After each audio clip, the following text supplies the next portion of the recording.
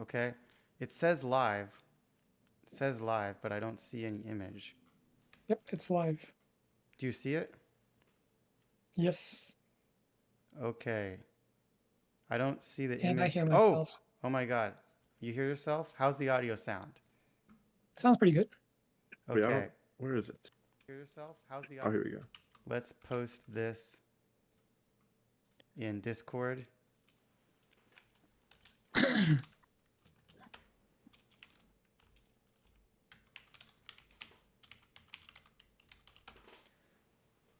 Okay. And Wyatt, could you like repost that in as many servers as possible?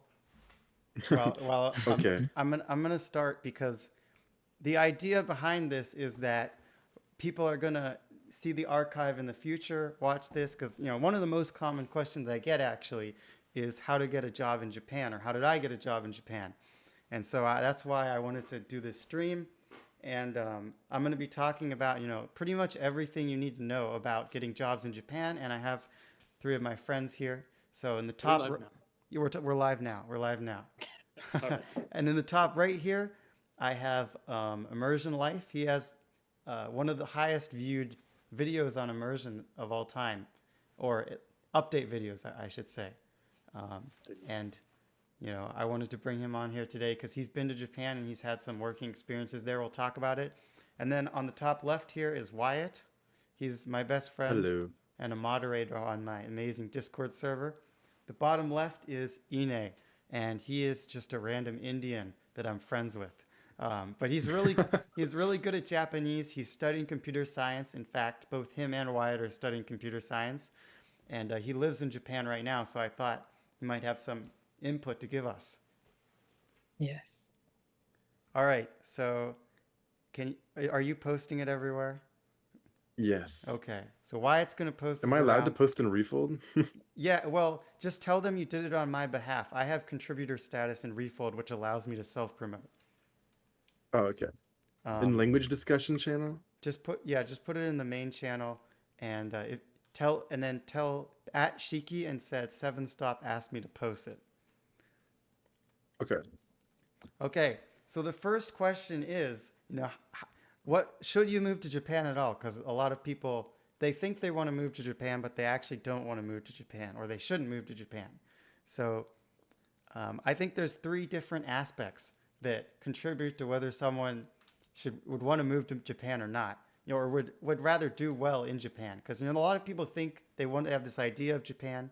They're learning Japanese. They like anime. They like media. But when they actually go to Japan, it doesn't quite turn out the way they thought. And that's what happened to Immersion Life here. I'll be interviewing him about that later. But these three aspects are, I think, personality, financial situation, politics.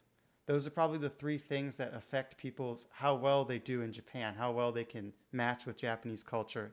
And then another thing I might say is, do you have a plan or not? Like, do you have a job? Do you have a plan on what you're going to do there? But the first thing here is personality. So, I mean, we'll go around. I'd like to hear your guys' opinions as well. But I would say that in general, the kind of people who tend to do well in Japan, they're actually not the neat type. They're not. They're kind of social, and they they're interested in meeting Japanese people and stepping out of their comfort zone. Comfort zone, because when you're going to a foreign country, it's going to be pretty challenging. You're going to have to step out of your comfort zone a lot. And many of the people I know that really hated Japan, they struggled to make friends. They struggled to step out of their comfort zone. And by the way, this is aimed at people who already know Japanese, have already speak some Japanese. So this assumes that you know some Japanese and you can make friends. So if you're really strongly opposed to actually going out and meeting people, you have a lot of social anxiety and you can't overcome it, then I think that could be a significant barrier for whether you actually feel comfortable in Japan.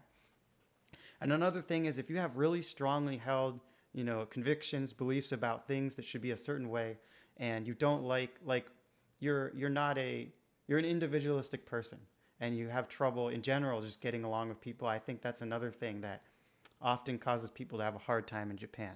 But what do you guys think? Do you have anything to add? Um, yeah, yeah. No, I agree with that. I think definitely with a personality. I mean, especially in Japan because it's a very shall we say, I mean the sort of tendency towards introversion is a lot stronger there Mm-hmm. compared to many Western countries. So if you have the desire to go out and make friends, but you don't have the initiative to do that, Mm-hmm. you're probably going to fail. You're probably going to have a really miserable time. Yeah. Um, I wanted to on add the that. opposite, Oh, can I yeah, just make a statement real quick? I wanted to say that, Japanese people are often more introverted than Westerners. And because of that, as the outsider, a lot of the time you're kind of going to be expected to take up that extra burden of the social interaction. So like you kind of have to make up for that person's introversion, be assertive and stuff like that. And if you're a very introverted person, that might be challenging. exactly, yeah. And I mean, obviously there are, very outgoing, gregarious Japanese types of people as well. If you want to meet those types of people, then you have to go to the places that those types of people go to. Like if bars and stuff like that. I mean, if you've spent the last 3 years in your room watching anime all day, it's probably going to be a bit difficult, right? It's going to be tough. Oh, Yeah. Yeah, I think by the it's way, really interesting. Oh wait, yeah. by the way, I wanted to ask Wyatt have the role of reading the comments because Okay. I'm going to be doing most of the talking. but anyway, go ahead. Zaft says random Indian. And 7 fuentes.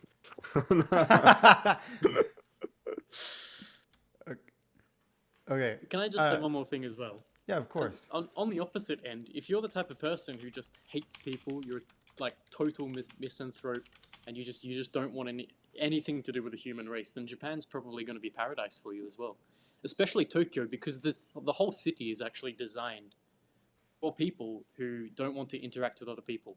Mm-hmm. I mean, you can literally go to restaurants where they have the Mm-hmm. have the staff hidden, and they just serve you like through a little slit.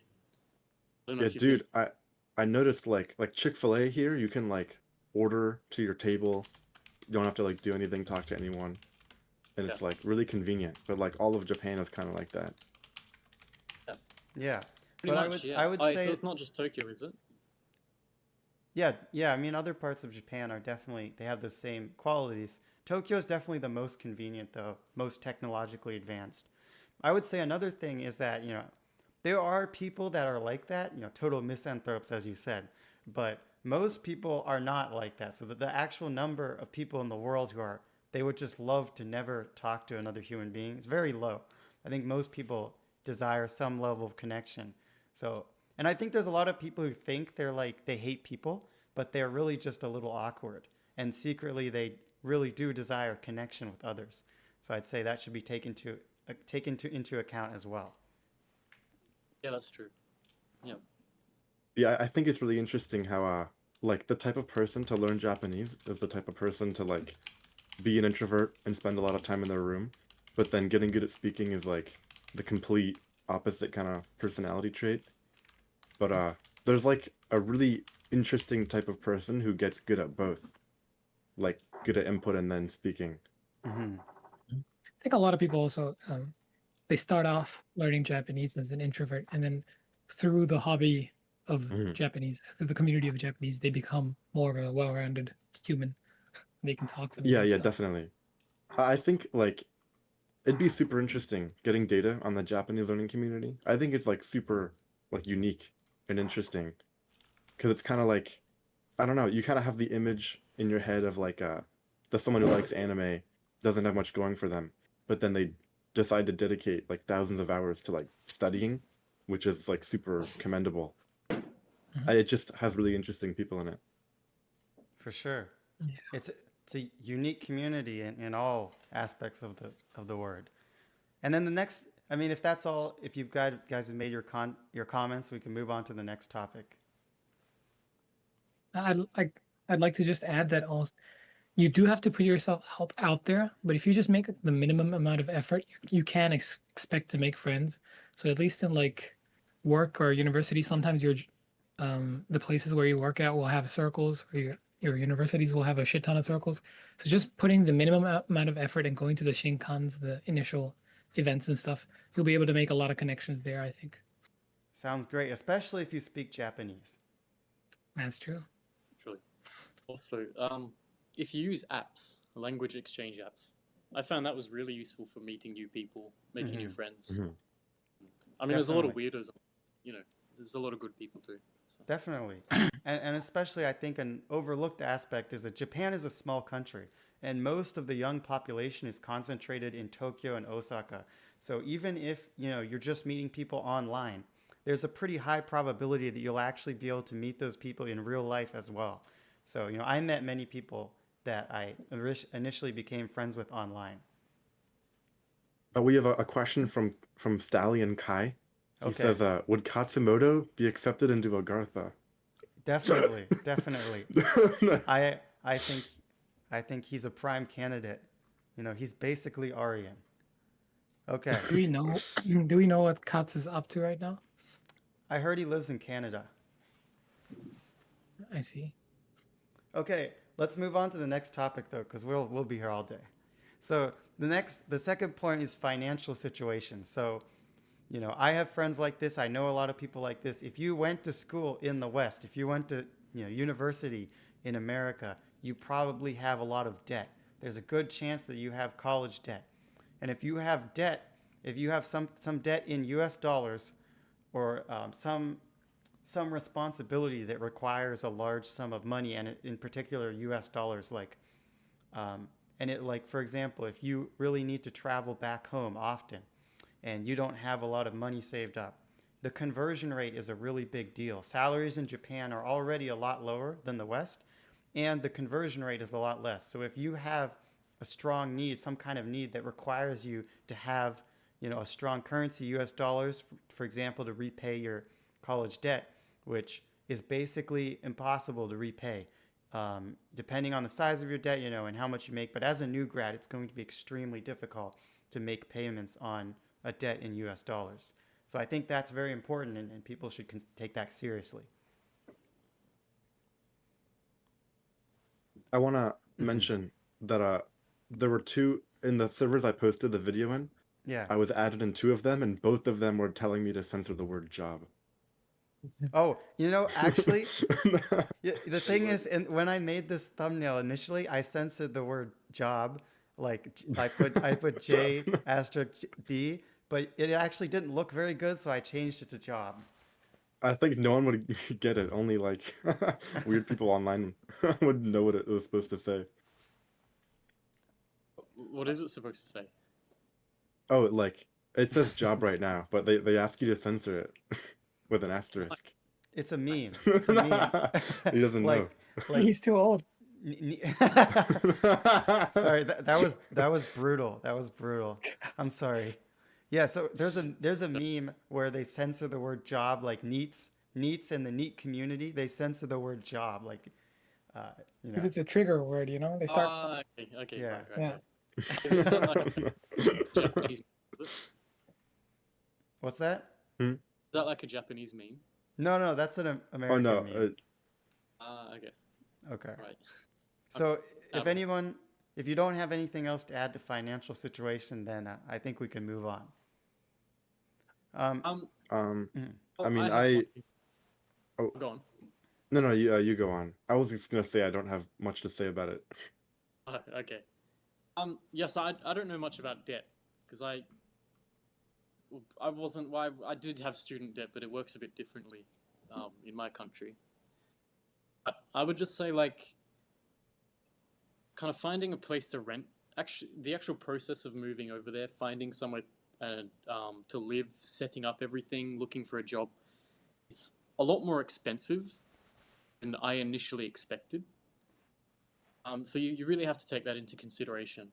And even after you do all that, like if you're like me, where you're just working minimum wage jobs, I mean, you're getting like 1,000 yen per hour, right? Plus you're getting tax taken out of that as well. Because I was paying about, how much? 80,000 a month for rent. And then on top of that, you have bills, you have your SIM card, all that stuff. It's best really work out the finances before you go there. Work out how much you'll probably be making, how much you'll probably have to spend, and don't be just a fool like me and just go over there and Mm-hmm. expect everything to work out, because I can And guarantee it doesn't. Nico, should we have him explain like how long he's been in Japan and that kind of thing? It's self-explanatory. We can talk about that later because I'm going to explicitly interview him. Just as Oh, long as they okay. know he's lived in Japan for a significant amount of time. But yeah, that he brings up a good point because in order to even move into an apartment, there's an abundance of fees. You have to pay upfront several months rent. You have to pay like shikikin, deikin. There's all kind of dumb, stupid things they do to you. And then you're a foreigner, so it might be extra hard. Maybe you have to pay for an expensive apartment. Maybe you need some extra service. So that should all be taken into consideration. If you don't have savings, if you're financially destitute, and the company isn't going to help you, then it's just not a wise decision. Hmm. Yeah. I'd like to So, add on the oh, apartments thing as well. If you go to a fudo-san, like be prepared to get a couple of landlords who just don't want to even let you see the apartment because you're a foreigner. That's going to bring down your chances as well. Yeah.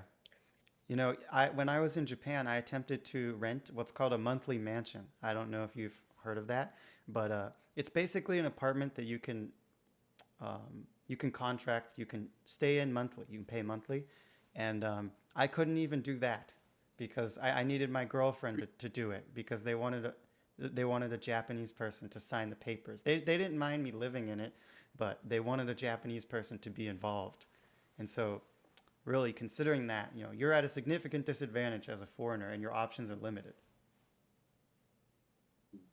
Okay, we have some comments or some. Oh, go ahead.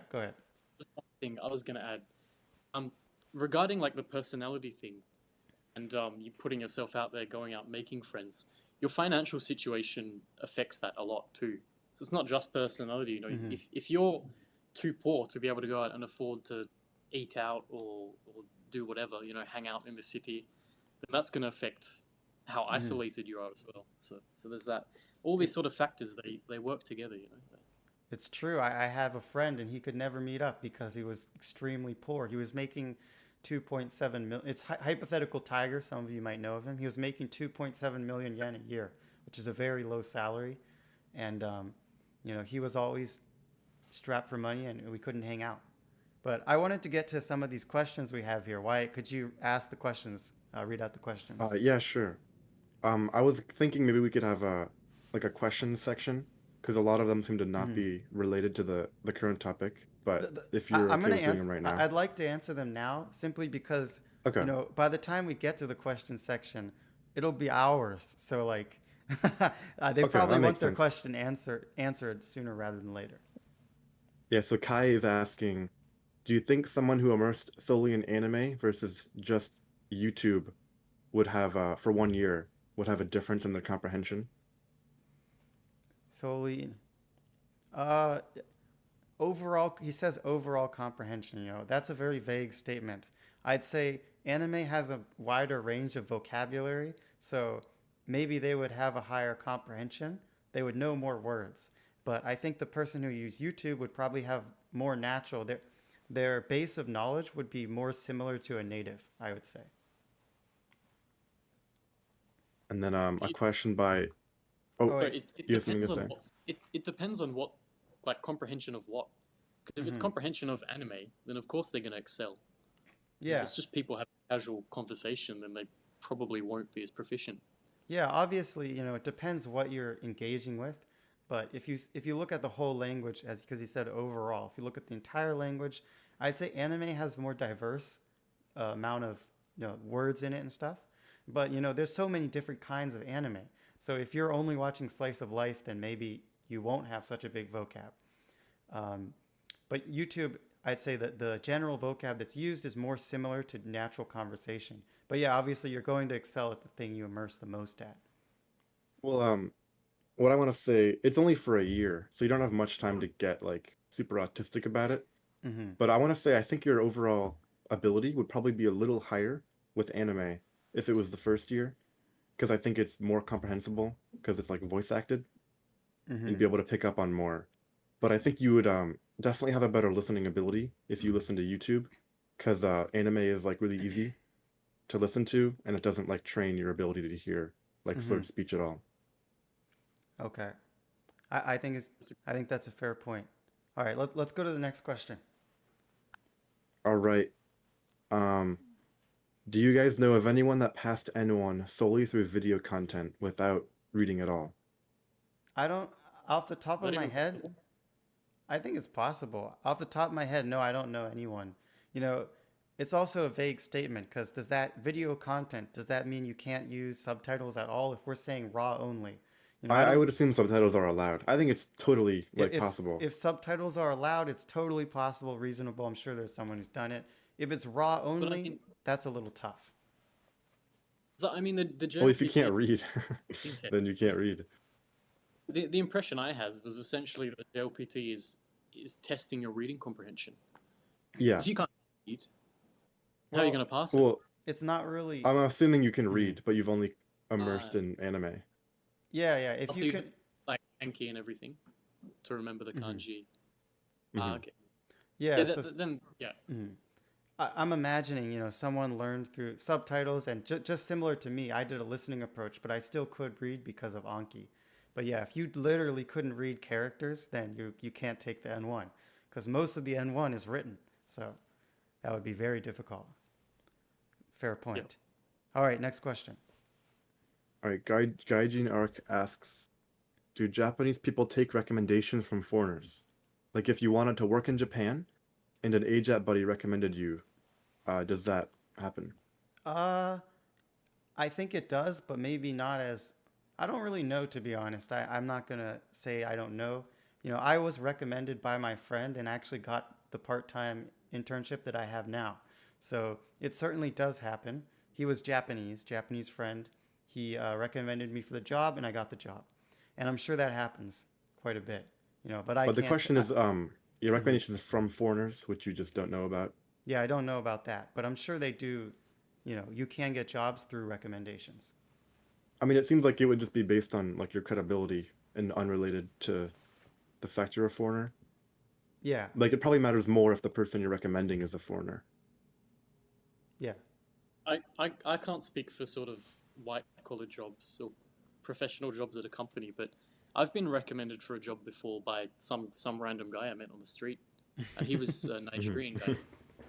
Um, Dude, that's epic. that was I mean that was just a kind of an unskilled kind of low paying job. Hmm. I just started Hmm. talking to the Nigerian guy on the street near my house once. He was just and he's Hmm. I mentioned that I Hmm. needed a job, and he's like, "Oh, you want to work this job? It's pretty easy. You just stand around here all day."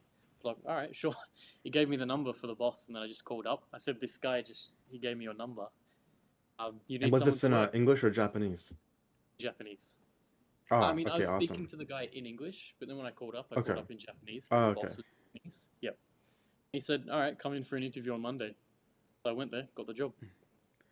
Yeah, I mean, I'd say in any human civilization, society, people are relational. They're relational creatures, so they're obviously going to want to know that someone they know knows this guy that they're hiring. That's pretty important to a lot of people. So, I'd say it's definitely an Yeah. advantage. There's a labor shortage as well. I'm sure that Hmm. has that part in it. Yeah. It's Mhm. true. All right, let's go to the next job or the next question. All The right. next job. Next job. With an average job, how many times in a year can you visit home? I feel like I got bad news. Yeah, I mean, average job, again, with the vague questions. Average job is a very vague question. But assuming that this means you're a new graduate, probably not very much. Maybe once every 2 or 3 years or something like that. You're going to make more money Oh, with experience. But, at first, it's going to be quite difficult to return home if you're as a new grad. Now, well, assuming it's America, right? Because they just said return yeah, home. return home. If Where you're are you? like Thailand, you could probably do it more. Yeah, if you're returning home to Vietnam, then that's really easy. It's right there. It's cheap. That's totally different. If you live in a box, eat one meal a day, I'm sure you could do it once a year if you're lucky. Hmm. And that's if you're lucky. So And you eat one meal a day. So- Not the best situation. A one small conveni meal. so And unless live in a tiny box. I'm sure you could, if you're lucky, Yeah. you could do it once in a year. Yeah. if you're not going to go crying to your mommy, can pay for my plane ticket, then it's going to be pretty hard unless you're living in a box. You might have to skip buying new clothes as well. Probably Yeah. just rock naked. Yeah. Gaijinok is now asking how to live in a box in Japan. I don't know. I'm not going to answer that question. I don't know how to live in a box. And I heard the couch surfing thing. Can I sleep in a closet or sub? Look, I don't know. Japanese people, they usually have small places and they're not super on board with the idea of letting a random dude stay there. If you're really close friends, maybe you could stay there for a night. I've wrangled my Japanese friends into letting me stay one night, and that was already hard as it is. Many of them are living with their families in extremely small spaces, even alone. And so, that's just how it is. And it's not a thing like it is in the US. Like in the US, you show up at your friend's house, it's a big place, you crash on the couch, and you can stay there for like a week. But it's just not like that there. But actually, one of my friends who went to Japan, actually, apparently, he said there's like an app you can use, and he actually did couch surfing for like a month straight. Oh, really? But I don't know the details. I don't know about that, but maybe there's an app. But it does make sense why they would be less likely mm-hmm. to let people stay. Just the culture is different. Like houses are smaller, so it is definitely like probably less like possible than it is in the U.S. Yeah, and Japanese people are also, more private. So I think a lot of them kind of view it as a serious violation of privacy. It depends on the person, obviously, but, a lot of like normal Japanese people who aren't super outgoing and social, it's pretty difficult to get them to let you stay even one day. I've done it, but it took a lot of convincing. I think if you get close to them, Yeah. if you get close, there's some of them that'll be willing, like, oh, come over when you want, stay here next. Because I do have one friend, although he's half Japanese. He grew up in Japanese, so he's pretty much Japanese inside. And he told me, he's like, yeah, man, just one of you come over, like, stay at my house. Whoa, that's based. It's awesome. Yeah. I was going to say hostels and what are those? The place Zaft sleeps. Do you remember? What are they, like the cafes? The net cafes. Net cafes and hostels are really cheap solutions to staying overnight. I mean, I recommend using like all the different websites like Agoda and stuff and searching for the cheapest hotels there. Sometimes you can get stuff for cheaper than Wait, net what was cafes. that? Agoda? Agoda, Agoda. Agoda. Yeah. Oh, Agoda. All right. Okay, we're really going to speed this up because there's a lot more questions than I thought. So I'm just going to go through Favorite them. largest city in Japan? Osaka. Or not No, including... not Osaka. Okay. Then Fukuoka. But I also like Miyazaki. All right. Why Okay. work in Japan when the pay is half of what a McDonald's worker makes in the U.S.? Because Japanese is for watching anime and maybe YouTube, bruh. Well, it's because Japan has a high quality of life, but I mean, if you are working an extremely low wage job, then maybe that's not an ideal. I think you probably don't want to live in Japan if you're working an extremely shitty job. Like I'm sure Immersion Life has a lot to say about that. Yeah, your quality of life goes down the drain if you're making 1,000 yen an hour, Yeah. Yep. Simple as that. So if you're making more money, I'd say if you're making at least like 3.5 million, 4 million a year, I think you can have a good quality of life. Yeah. You can have a solid quality of life, and I think it's a very simplistic mindset to be like, this is like $17,000, so it's not a lot of money. Like, what does that buy you in the country? I get this all the time. It's like, okay, you want to live in Japan, but they make $17,000 a year. It's like, well, how much does it cost to live there? It doesn't cost that much. But yeah, obviously you yeah, don't want to work a super shitty job. I think there's an argument to be made that you actually have like a higher buying power with a Japanese salary. It might be less true now because of the weak yen, but like your company like pays for like like Mm-hmm. transportation and stuff, and sometimes your housing, and the food is Mm-hmm. like super cheap. So you actually get like a way higher percentage of your Mm-hmm. money. I mean, I Yeah. don't know exactly how it works like after taxes, but It depends. It um really depends. But uh, well, I would say, you but like know, computer parts and mm-hmm. stuff that's n- uh like relatively much more expensive and much more like relevant on like the global market, it Mm-hmm. would definitely be like harder to do, and like returning home is more hard. But when it comes to like buying power from the salaries, it's definitely not that bad. Okay. Yeah. But you know, especially I'd say the big difference is the potential. So if you're an American, for example, there is a potential that you could make a shit ton of money, and but it's very hard to get those kind of jobs. The market is extremely competitive. Whereas in Japan, if you're just starting out, everyone is kind of around the same amount of money. So you're all kind of poor. They're like relatively poor, and then you get richer as you get older. But in America, you can be super rich, you can hit the jackpot, get a white collar job out of college, nice job. Or if you don't go to college, you're like, I mean, it's the same in Japan. If you're doing blue collar work, you're pretty poor. And in America, you're kind of like screwed. And it's also really hard to get a job, even if you do go to college, because the market is extremely competitive. So I'd say the reason there's such a big difference in people's experiences is because it depends how they were living in America. If you were poor in America, being poor in America totally sucks. You're like, you live in a place where you might get shot just stepping out the door. But if you're rich in America, you have a great And like life. health insurance. Yeah, insurance, if you get hurt, your life is over. But if you're rich in America, things are a lot different. So then you go to Japan and you're like, this is a huge downgrade.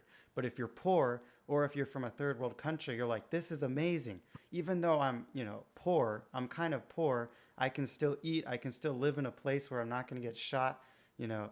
So I think that's why people have such a huge, there's a huge disparity in the way that people represent this, and it depends on where they're coming from. To be honest, I understand that, but I think in Australia, I don't I think being poor in Australia and being poor in Japan, I don't know if there'd be like a massive difference. Mm-hmm. So there's Hmm. not much chance of getting shot in Australia. Mm-hmm. So but yeah, I mean I don't know. I feel like in Australia, like the blue, even the sort of blue collar jobs are quite generously paid. I mean, I don't know about now because when I was sort of working, renting, living there, that was pre-COVID, so I think it's changed a bit since then. But it when I was doing that in Australia, it did feel quite a lot easier doing it in Japan. Mm-hmm. If you're just single living in a studio apartment Mm-hmm. and trying to get by with minimum wage jobs. Mm-hmm. Um, but I mean, like I said, that could be different because of COVID now. I think especially Yeah. the rents got up. How does Um, minimum wage work in Australia? Because in America, minimum wage is like really cheap. It's like not $7 an hour or something. Yeah. Um, so you could potentially be like like desperately poor and barely even be able to afford food if you're making minimum wage. Well, no one really pays minimum wage in the It US. depends where you live, but in the It's probably city, like in the 10 to city they don't. $15. In the city they don't pay that kind of wage. um, so on the federal level, it's 25 Australian dollars, I Mm-hmm. think. So that's like US dollars. What's that? Must be like 17 or 18. I don't know. It has 16.7, like 16. $17. Yeah. That's You really just high say six, actually. seven. So Yeah, Bruh. go ahead. it's Uh dude, $17 like minimum wage? That's kind of like Yeah, that's pretty nuts. high. It's probably expensive yeah, to live, but I don't know. yeah. It is a lot more expensive, but in general, I found it like just sort of easier to live that sort of lifestyle in Australia. I mean, in Japan, you have sort of other conveniences as well. Like you don't have a convenience store on every street corner here.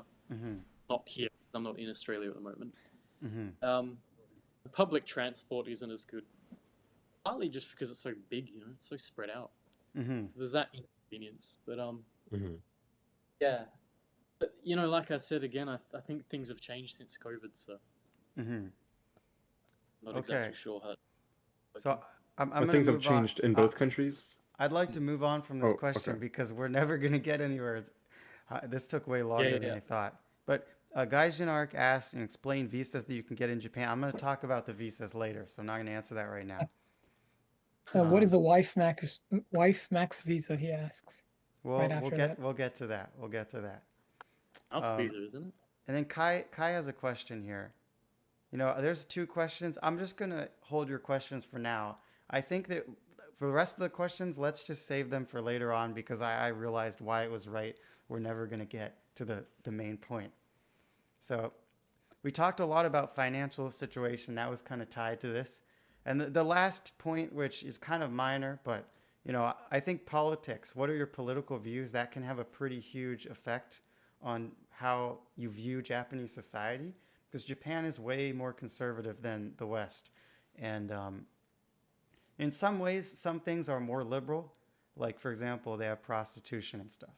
But for the most part, the values that Japanese people hold are a lot more conservative. And if you have strong liberal values, those kind of people often conflict with Japanese culture. I have these friends and they're always talking about Japan is racist, Japan is sexist, this and that, and they're always complaining about it. And if that's you, then you either need to change your mindset or deal with it. Or not come to Japan. Yeah. That's all. I think Mhm. I think those sorts of people who are always thinking about, always just like contemplating that sort of stuff, thinking about politics, and they sort of base their whole identity around it. Mm-hmm. It's not really the majority of people, is it? No, I don't Mhm. think From, so. from the people I've known, like most people couldn't really care too much. Mm-hmm. No, I don't think it's the majority, but I definitely had a lot of friends who ended up like that. I have like 3 friends who they were really unhappy in Japan, and every time I went there, all this complaining. And so if that's you, I don't think you'll be happy in Japan. It'll probably be very stressful. Did they complain about like other stuff or just like Uh, political issues? they had a combination of things, but that was one of the biggest ones. Did they speak Japanese? No, so they had a lot of issues like not speaking Japanese. That was probably the number one issue. But on top of that, their political views also contributed to the level of stress they felt. They not only could they not speak the language, they also were completely at odds with the culture, and they couldn't get along with regular Japanese people because they had to have an opinion about everything. You can't even vote. Yeah, they can't even vote. But that's I all I mean, have to if say about it. Hmm. I think that sort of person is better off just staying in their home country, because I don't think they'd really fit in anywhere. Or I the think Netherlands, maybe.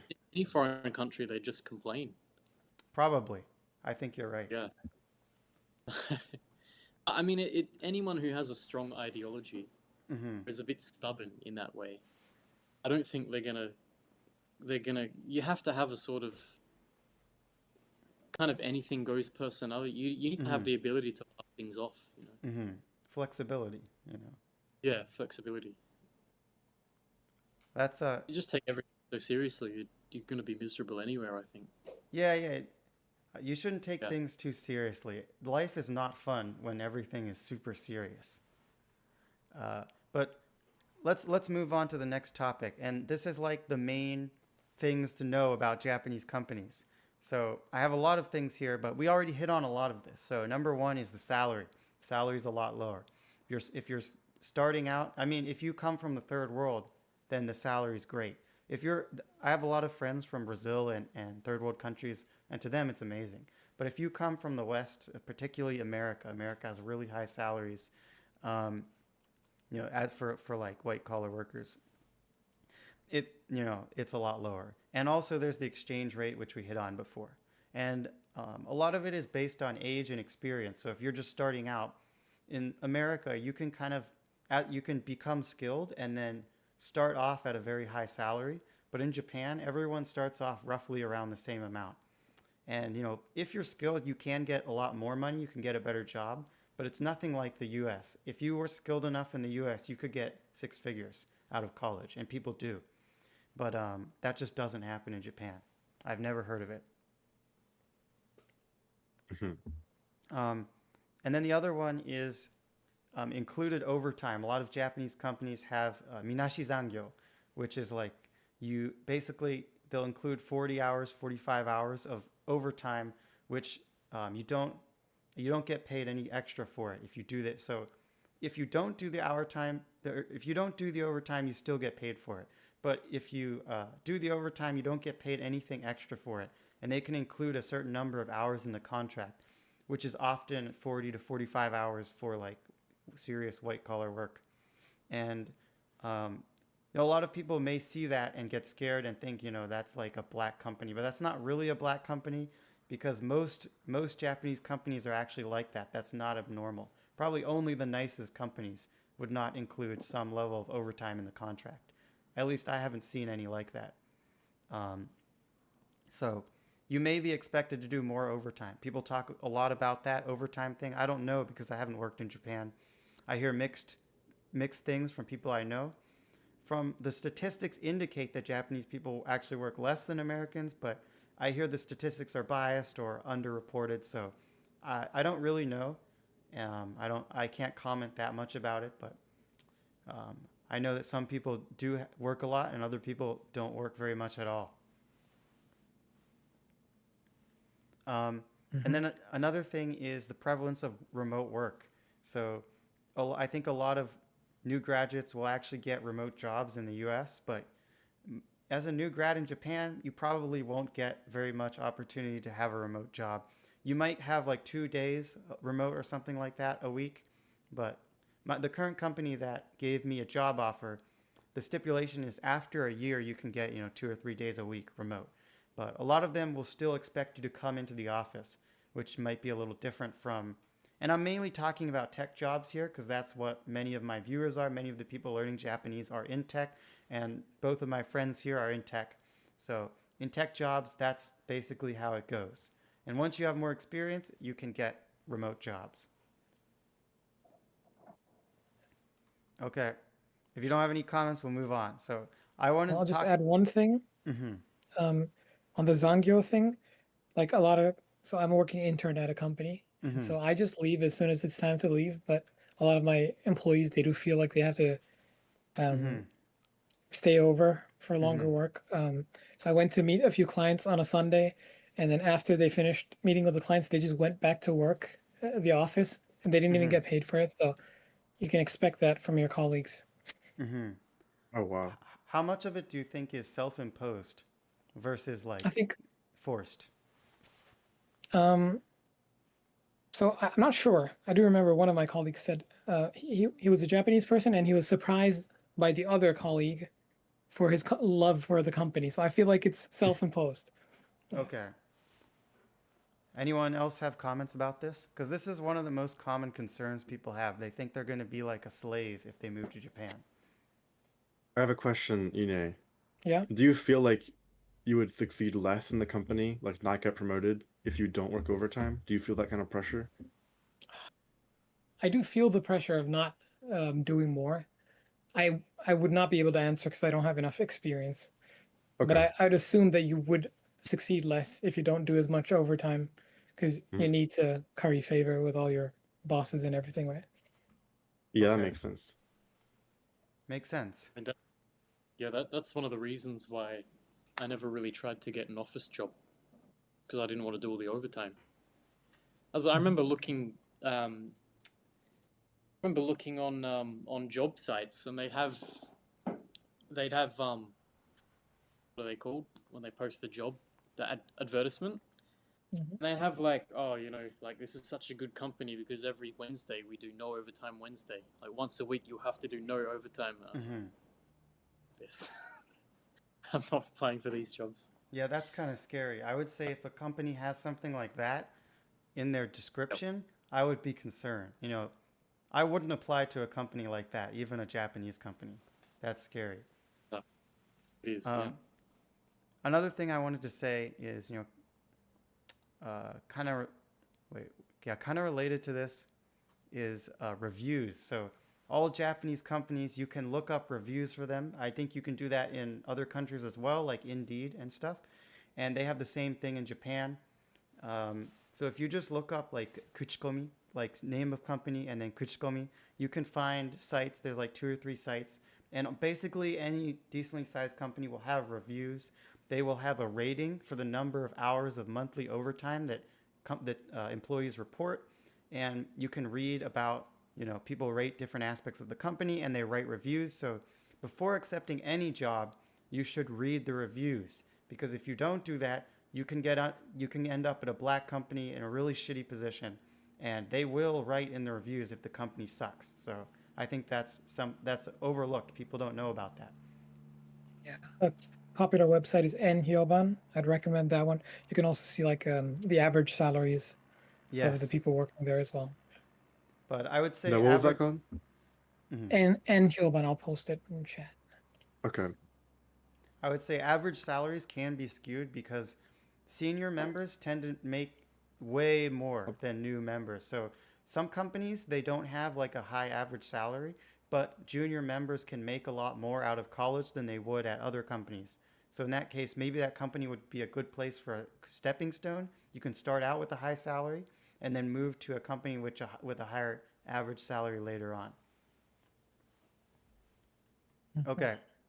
So then another thing I wanted to mention was boomer companies, startups. So, there's a lot of boomer companies in Japan, and I think most people's impression of work in Japan is based off of these kind of companies, like Toyota. These what other companies are? All I could think of was Toyota. But my friend worked at Toyota, and they have all kinds of ridiculous rules. That's where they use fax machines still. They have these rules like for example, he's in tech, but he wasn't allowed to use a computer at all for training. They had to do everything on textbooks. They had to learn to code with a textbook in the 21st century.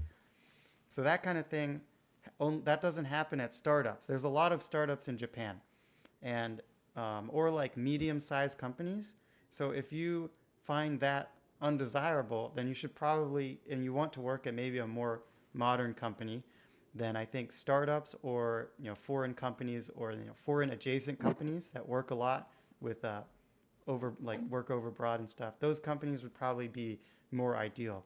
Like I would never want to work at one of these boomer companies, and well, they have name value, so that's why people want to work there. Because if you say you work at Toyota or whatever, Japanese people will be like ooh ah, and the women will be so excited to talk to you, but I think that I'd rather make more money and have a better career and learn more, have more opportunity to have an interface with modern technology and stuff in a startup company. That's my personal opinion, but that's kind of what I've gleaned from my experiences and talking to people.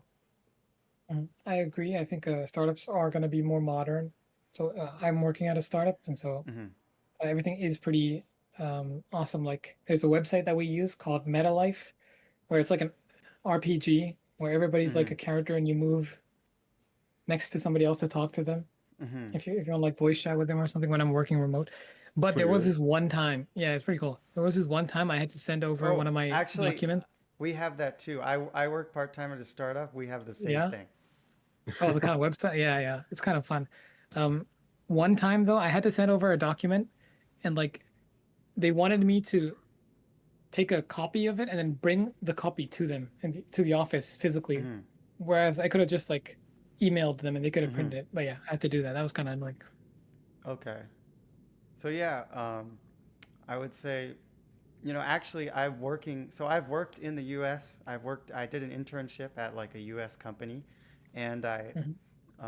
for it was for data engineering, adjacent to computer science, and I'm also doing a part-time remote job. They call it an internship. It's really a job at a startup. And really, I can say, the startup is more modern than the American company I worked at. They have that kind of thing you're talking about, MetaLife. They have Notion pages. They have, every modern convenience. They use Slack, all of the things that any American company, any startup in the West would use. They use the exact same things there. They use modern frameworks, they do whatever JavaScript, whatever new version of JavaScript recently came out, and so and so I think that it's a misconception that all Japanese companies are stuck in the Stone Age. Yeah. You have to remember too, no matter where you go, if you're working an office job, you're gonna have to deal with a lot of corporate bullshit. Mm-hmm. But it's not a uniquely Japan problem. Mm-hmm. Although even if it is a bit more noticeable in Japan. I mean, Mm-hmm. I wouldn't know. I've never worked an office job in Japan, but Mm-hmm. yeah. Definitely. Definitely.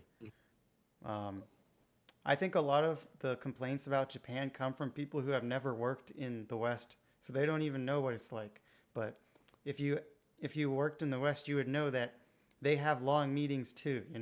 We have 2-hour meetings where nothing gets accomplished. That's commonplace in the West as well. That happens everywhere, and that's because humans are bad at communicating and they can't make decisions.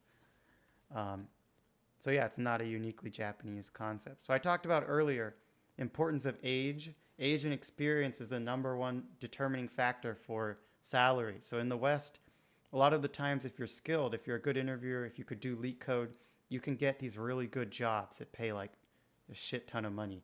But in Japan, it's really based on experience, and they have a word for this, nenko joretsu, and so it really matters how much experience you have, how old you are. And so if you're expecting to get, start off like making a ton of money, it just doesn't work that way. Okay. And then the last, or two more things, the three more things. Oh man, this is long. So the last thing, or one of the last things, is getting fired. So it's much more difficult to get fired if you're a seishain in Japan. But I can't speak to the other kinds of employment. I would assume that it's much easier to get fired. But if you're seishain in Japan, which is a regular full-time employee, that's what you'd likely be after you get out of college. And they'll have what's called a trial period. 6 months you'll not be a seishain, then you'll become a seishain. Once you become a seishain, it's very difficult to fire someone. Although I hear that it's getting easier, and they often include stipulations in the contract, which will make it easier if they have to prove that they had, proper reason to fire someone in a trial, for example. Do you want to share your story about your friend who maybe or may not should be fired? No, I don't want to share that story. Okay. I'm not going to talk Curious. about that. Well, I don't know who you're talking about. You're talking about DJ? You can't Yeah. you can't just bring it up and then not say it. Well, I'd say, Without any- I don't think DJ should be fired. I think he has this health issue that would probably have gotten him fired already at any American company. He has, severe pain in his neck and head, and it makes him basically unable to work.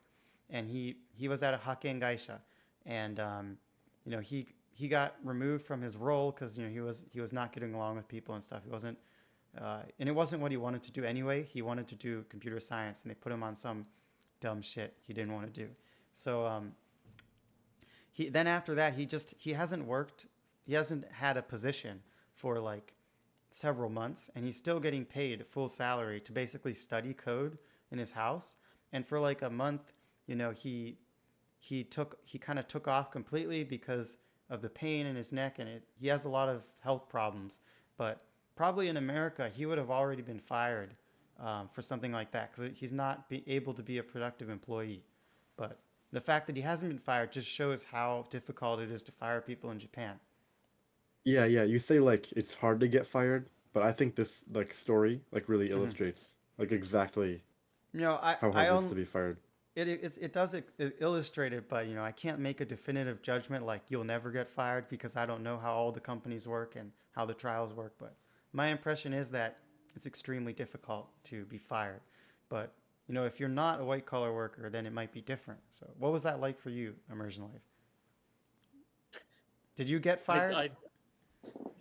Coincidentally, yes, I did. Mm-hmm. I did get fired from one job. My boss, he wasn't a Japanese guy though. that was a bit of a nightmare. I'd rather not. I just want to forget that experience.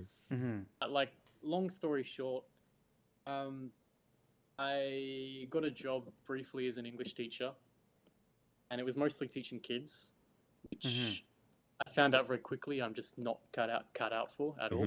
Mm-hmm. Um, and then obviously they weren't too happy, Mm-hmm. and I sort of thought a few weeks into it, I found that they posted an advertisement for the job online, Mm-hmm. um, advertising the exact same hours that I was working. And, Oh, so they I were trying to confronted replace you. So I confronted my boss about that, and I was like, you guys trying to replace me, perhaps? And he's like, no, we would never do that. In fact, like later on during the year, we want to give you a full-time position.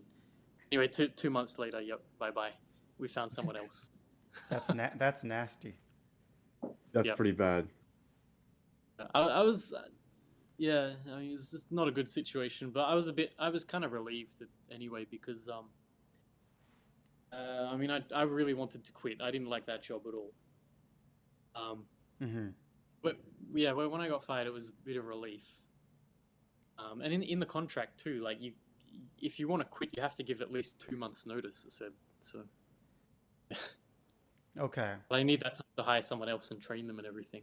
Yeah, that 2 months notice is pretty long. It is, yeah. Some of the contracts there are just ridiculous. Mm-hmm. There's one job I almost got, and the contract, it was just basically like just signing your life away to become a slave. It was awful. Indentured servitude. Pretty much. Yeah. I mean, like, you wouldn't get your first pay until 3 months after. This isn't the English job. This is a different job. You wouldn't get your first pay until 3 months after you start working. That's And awful. And then if you want to quit, then if you want to quit, you have to give them at least 3 months' notice. Oh no. Holy shit. I've never heard of They have 3 anything months that of your bad. pay as well. You can't just run off. Yeah.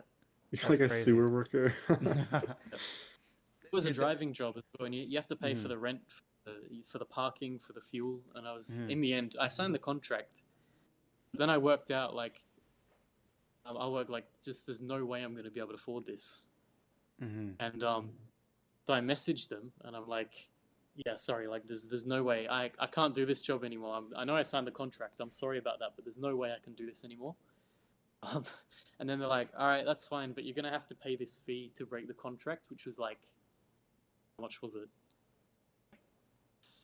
I think it was like 16,000 yen. No, it was about 160,000 yen. Mm-hmm. So what's 100,000 that? yen, so $1,000. That's About really, 1,000. yeah, that's crazy. Oh my goodness. Yeah, and I just blocked Dude, it. that's terrible. Just blocked them. Oh. Yeah, so that was the end of that. Yeah, that was a bit of a tangent, but Yeah. One thing to add, yeah, my the company that I work in also said to give them a 3 months notice if I want to quit.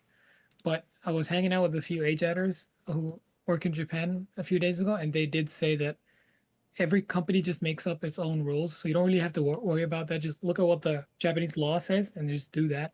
Don't worry too much about the individual company's rules. I don't know how I've heard good of that an as advice well. that is, but yeah. No, yeah. I'm like Mhm. pretty sure that's true. There's, Mhm. in fact, there's a lot of Japanese companies will write these contracts where it looks like you have no rights. They literally view you like cattle, like you're a rat, you're running on a ball or Sure. whatever. But in reality, they just do that because they think you're too stupid to figure out that that's not legally enforceable. A lot of these contracts aren't legally enforceable. Like one of the most famous examples is, I don't know, fukugyo kinshi. A lot of companies say fukugyo kinshi in their contract, but in the Japanese constitution, it's actually illegal to deny someone's freedom to work. And so, Wait, really? yes, but we're foreigners, so it's different. We need permission from the government to engage in Oh. side gigs. But if you were a Japanese person, you could break that, and if they fired you for it, in theory, you could sue them. And I think recently the office of Japan that manages the guidelines for labor, they basically put out like a guidelines, like a model contract which says to allow Fukugo, to allow side jobs. So they haven't like said you have to allow it, but in real, it's basically them admitting that that should be allowed. I think with this contract that I signed before I started, that might have been a bit unique too, because it was kind of like a subcontractor. Mm-hmm. I think it's called like kojinji gyounushi in Japanese. Ah, yeah. They sort of treat you as if you're your own private business. So I think they can bend the rules a bit if they. Yeah, that. I'm pretty sure But that the rules are a lot different if you're, I think, white collar versus other contracts, and kojin jiegyo nushi is like they have their own rules. You kind of have no rights, from what I've heard, as a private, business. This contract was absolutely shocking, honestly. Like if you were sick, so you couldn't do your deliveries, they would actually penalize you for that. Wow. They would take it out of your salary. Yeah. Not only would you not get paid for that day, you would actually get money taken from your salary. Oh my goodness. Yeah. Crazy. That's crazy. One thing I think is interesting. A lot of Japanese companies have a clause where you need to have like a guarantor, and if you cause damage to the company, they can sue your guarantor and take the money. So, but my company said I don't have to do it because I'm a foreigner and I don't have a family member in Japan. But usually Japanese people write their parents as the guarantor, and if they mess up somehow and cause the company a huge loss, the company can sue their parents.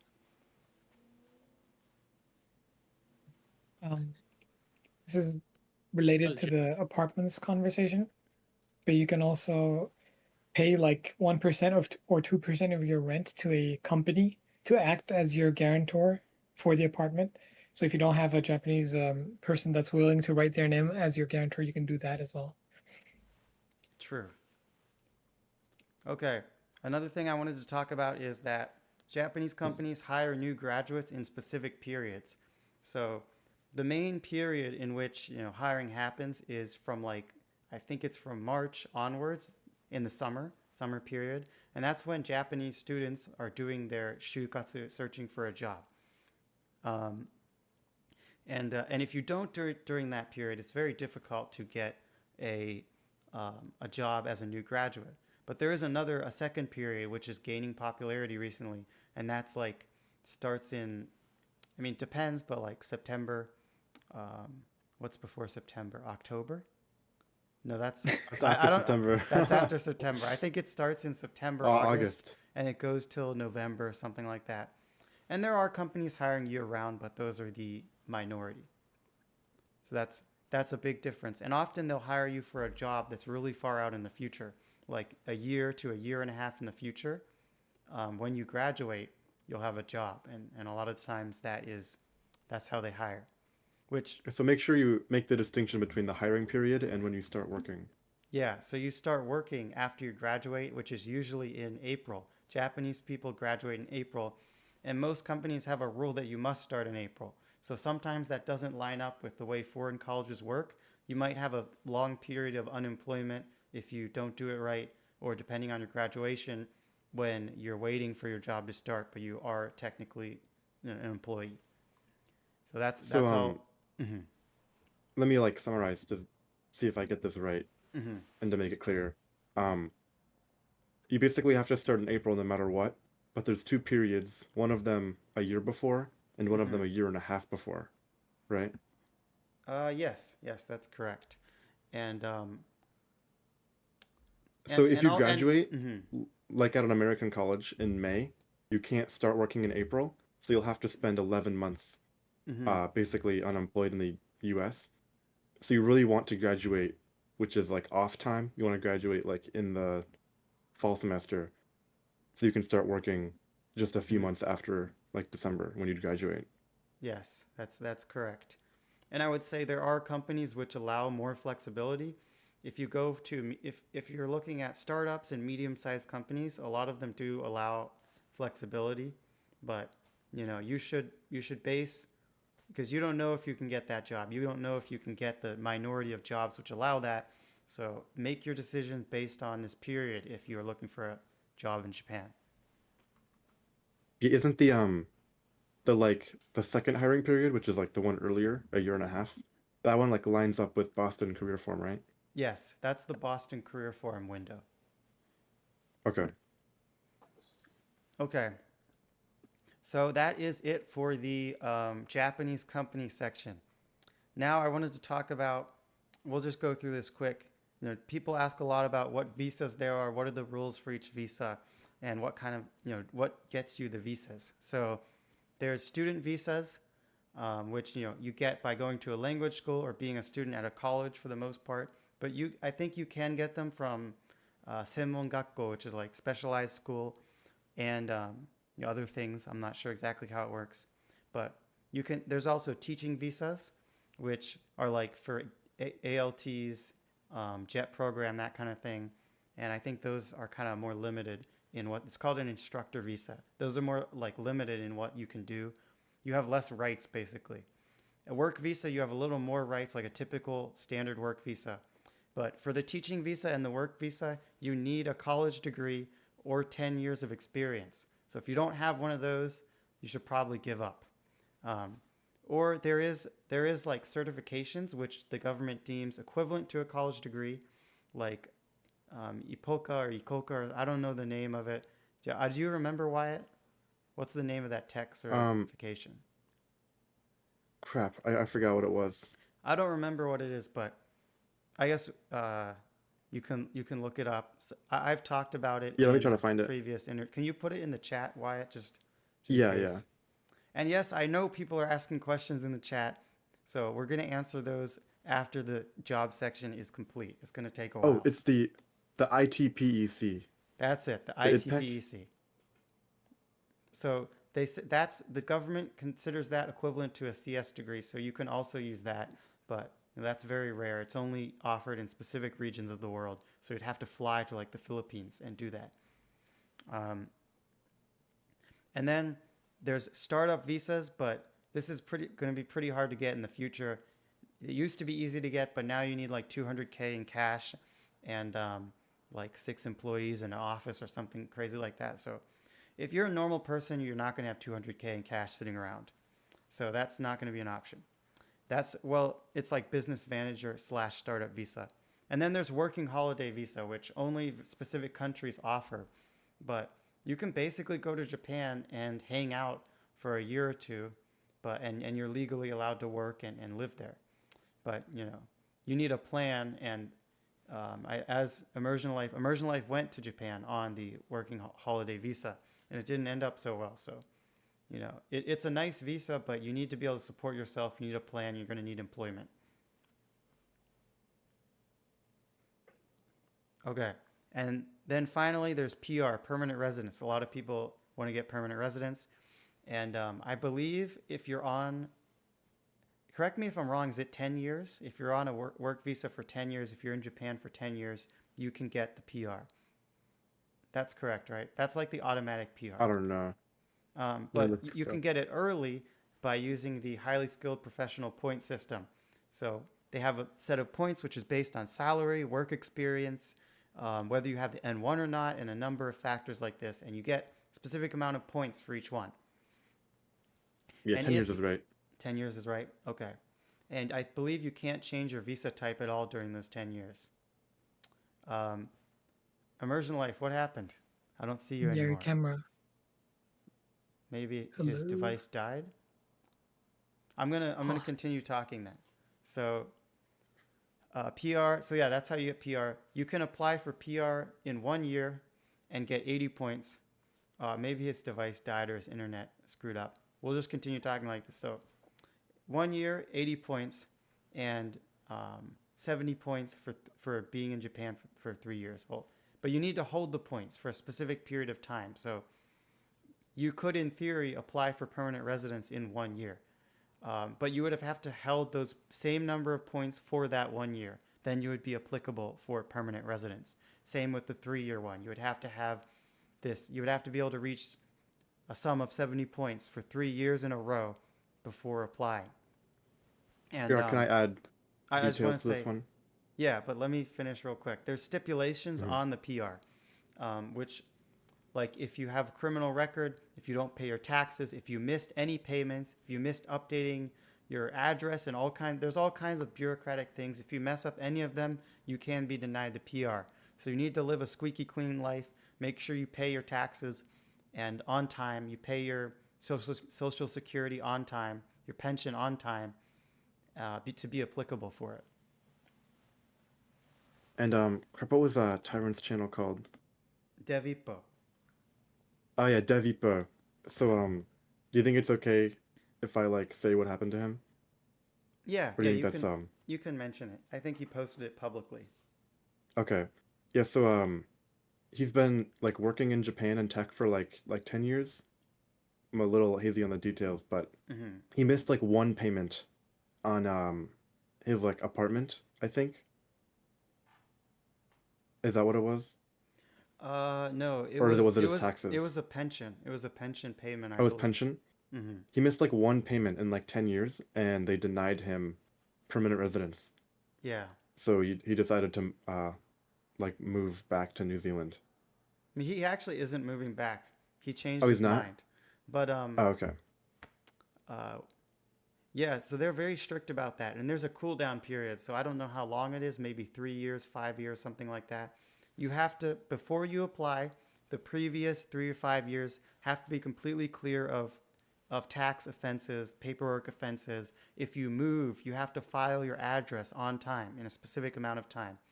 And if you don't do that, then um, you can be denied, unfortunately. You So don't And pay then, I've your spent insurances on time as oh well. Missing a yes. single one is pretty brutal as well. so I've spent a lot of time looking at the PR permanent residence calculator for the highly skilled visa, and I want to give the viewers like an idea Here, of what you need. one sec. I'm gonna go to the bathroom and refill my water. I want to get water because my throat is still sore. So I'm just gonna step away and continue speaking while I'm gone, please. I'll be right back. Okay. So you need 70 points for 3 years to apply, and 80 points for 1 year.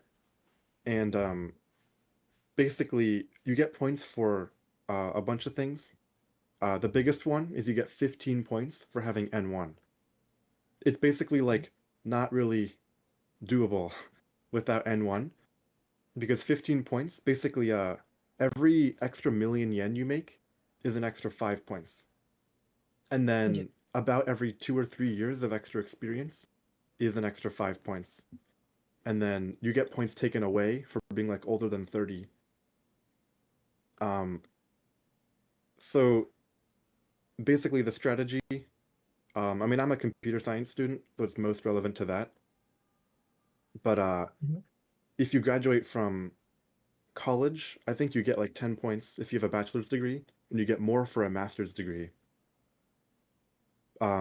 And you also get points for having a certification, and you can have 2 certifications, so you'll get up to 10.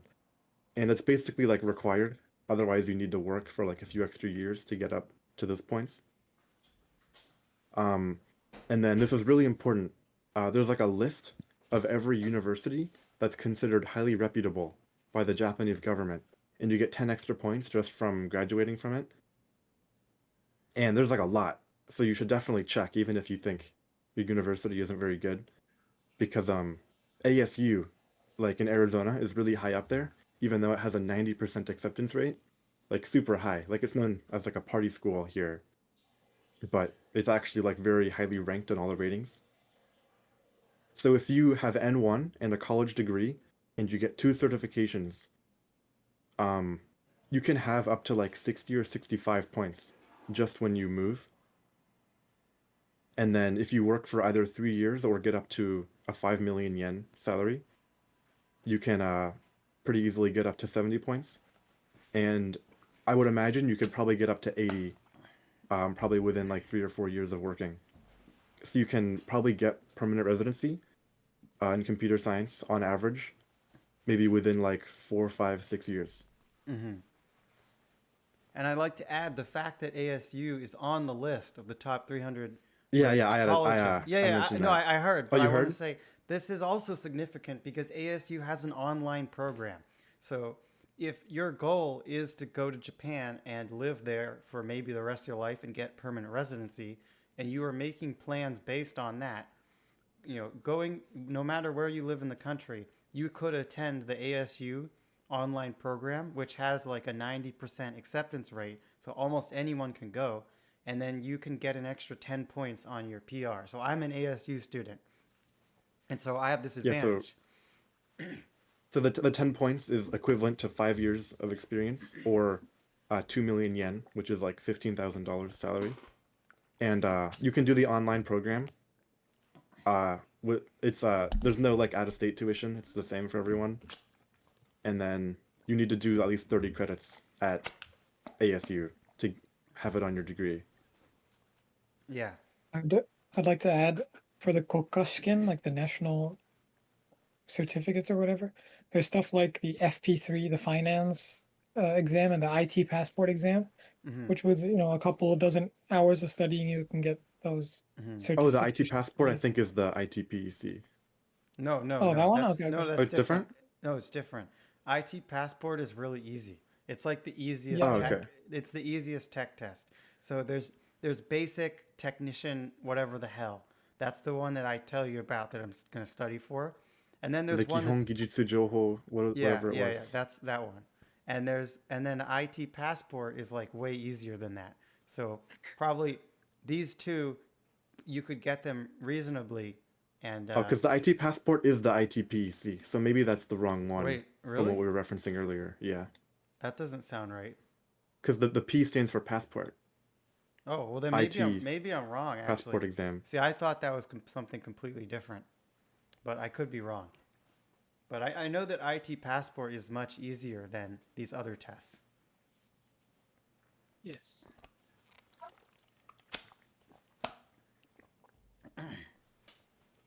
All right. I think, and then I just wanted to add that all visas have rules. So your rights are not you're not. It's not like your home country. You don't have rights. You're not a Japanese citizen. Your rights are determined by your visa. Like you may not have the right to work freely. You might need like you if you want to do a side job on one of these like a work visa, for example. You have to file with the government for your job, and you need permission from your company to do so. And so, you know, you're you can't just do whatever you want, right? You need to research what rights you're allowed on each visa, what you're allowed to do, how the rules work, and be careful to follow the rules. Okay, so that's about it. Now I wanted to talk about this, what everyone's interested in. How do you actually get the job? So there's several things. I'll just be 2 minutes. Okay. So there's two you can things which continue. are most important, which are you need to speak Japanese and you need to be good at Japanese, and you need to have a skill. And if you don't have a skill or you don't speak Japanese, then you need to either do either one of them or both.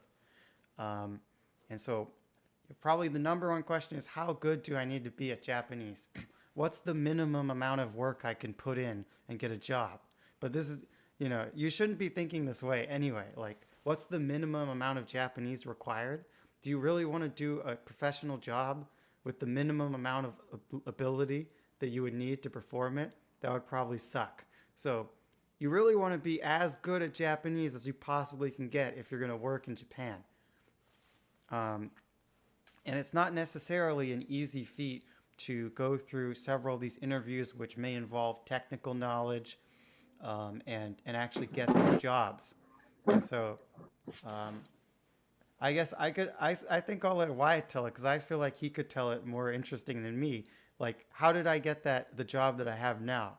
You remember what I told you I had to go Yeah, through to yeah, no, get I it? remember. I was gonna So- ask you to talk about it. Yeah, so I'd like you to talk about it because I am talking a lot. So go ahead. Okay. So basically, you had to. I might be hazy on the details. You had to write an essay, right, in like 1 hour, or like you had to do two things in 1 hour.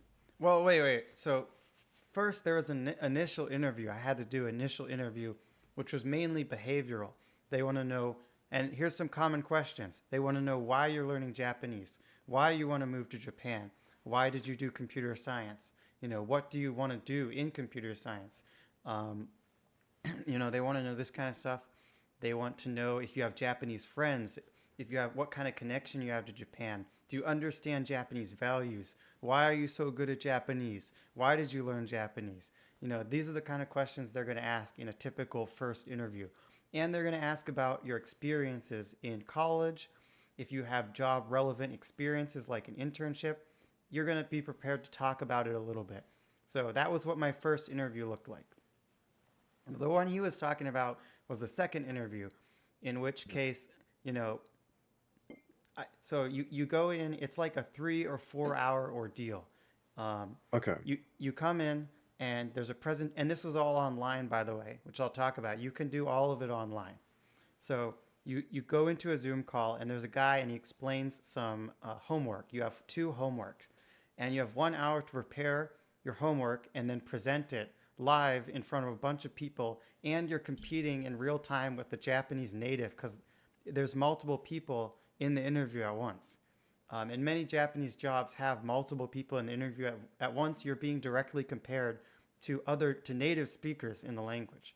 So this is why I really emphasize you need to be good at Japanese. You need to be prepared and know how to talk about this stuff. Yeah, so basically, mhm.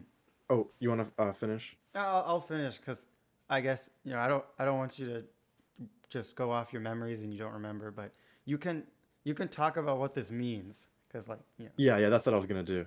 But an example of what the homework looked like, there were 2 homeworks, 1 hour to complete it, and then after that you present it.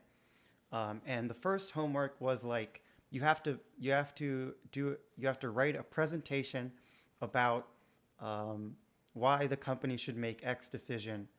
It's like a business-based thing. And they're testing your logical thinking skills. Can you logically prepare an argument? Can you explain why you think that way? And the other one was prepare a PowerPoint presentation and talk about the contents. And I believe in that one, it was something like they have a rating system for employees. And you give suggestions on how you think it should be revised or changed, or if it should be revised or changed, and then present it. And you have 1 hour to prepare both of these things. So if you're not pretty good at Japanese, you're not going to be able to prepare something that's good in 1 hour, and it's 2 homeworks. And then A presentation and an essay in 1 hour. Yeah. And then immediately after this presentation, you have 2 interviews in a row, and then you have an interview with the CFO, the guy who owns the company. And so it's an extremely taxing ordeal. It takes many hours, and it's very difficult. It's not easy to do all of that. And all of this requires stamina, it requires knowledge, experience, and you need to be good enough at Japanese to convey information well enough that they would actually want to hire you, because no one wants to hire someone they can't talk to. And it's very unfortunate, but yeah, you need to be able to communicate. And for a real job, you need to be able to communicate now, or be able to communicate well. And many of them expect you, if they're used to hiring foreigners, they expect you to have at least the N2. Any job that's serious, you have to have at least the N2, but really you need to have the N1. And they are looking at that if they regularly hire foreigners. Now, if they don't hire foreigners, they may not know about those tests, and then it's more up to just how good you are at speaking in the interview. However, if you have it on your resume, I'm sure it'll help. Any company, that will help significantly. Yeah, so basically any barrier there is at all to communicating is like a downside that you have to make up with other skills. And it's really hard to get good enough for there to be 0 barrier. There's basically no level of Japanese you can get to where you wouldn't improve, you wouldn't be better off being better at Japanese, because the interviews get advanced. Doing an interview in your native language is really hard. There's basically no level you can get to where you won't be better off improving. And you can get jobs. First of all, I have no experience. Like, I don't have any like direct anecdotes of like what level of Japanese you can be at and get a job. But I know that the companies that hire people with like lower levels of Japanese are much more like foreigner focused, and like your advantage is being able to speak English. Hmm. Um, or how was I gonna say this? Oh, Basically, wait, real quick. I just wanted to interject. I forgot the marriage visa. Marriage visa is the strongest visa in all of them.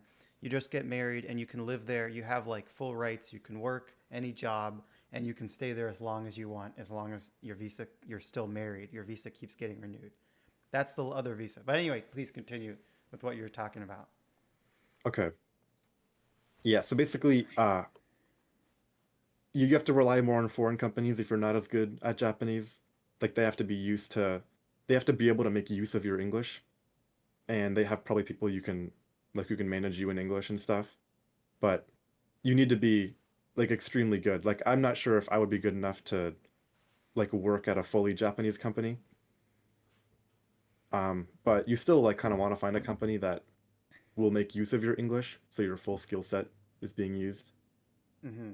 But yeah, it's I don't really I don't know what level you need to be at, but you would always benefit from being better, basically. Yeah. And I would say, actually, when you're working the job, depending on, what kind of job it is, I'm going to be doing consulting. So I assume that will involve a lot of communication. But a lot of these CS guys, they barely talk to anyone. And, they actually don't use Japanese that much in their job. But if it's a Japanese company, and the interviews are in Japanese, you can expect to, for your ability to be heavily tested. Oh, you should talk about the what is it? Teikei Shinsa. Ah, shit. I hate that shit. I totally forgot about that. That's Or was it important. Teikei Kensa? Yeah, Which one so was it? a lot of Japanese companies, especially for new graduates, they have this Teksei Kensa, which is like it's an aptitude test, and they test. It's like an IQ test basically. They test pattern recognition, they test language understanding, knowledge, and they're going at this as if you were a native. You don't get any special perks as non-Japanese, so you have to take the test in Japanese. Many of the sections involve language comprehension that would even be difficult for a native. So these tests are very challenging. These are like the Gaijin killer. Um, and so you can study for them, you can prepare for them, but I'm lucky that my company didn't require that. Um, but those are very difficult. So honestly, I would say expect to fail the Teksei Kensa. Many people I know failed it and they still got the job. So what you need to do, you need to expect to fail the Teksei Kensa and make up for it by being awesome. You have to be good at other things so that you make up for it. You need to have skills. You need to be good at Japanese and speaking in the interview. That's all I have to say about it. But those things suck. I hate them. I did a lot of those, and I never got a high score. Do you know what score you got at the end? No, but I usually couldn't complete all of the questions on time. And you're a hardcore AJATter. Like these things Yeah. are no joke. If you're like a, if you're like not a hardcore immersion learner, that you have no chance basically, unless it's purely IQ like pattern recognition and math. You basically have no chance of passing with a similar score to a native.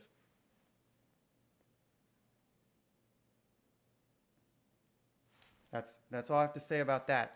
Okay, so there's a lot of different jobs in Japan that you can get as a new graduate. I talked about boomer companies, startups before. So you might think that the boomer companies pay more, but the boomer companies mainly pay more to experienced employees.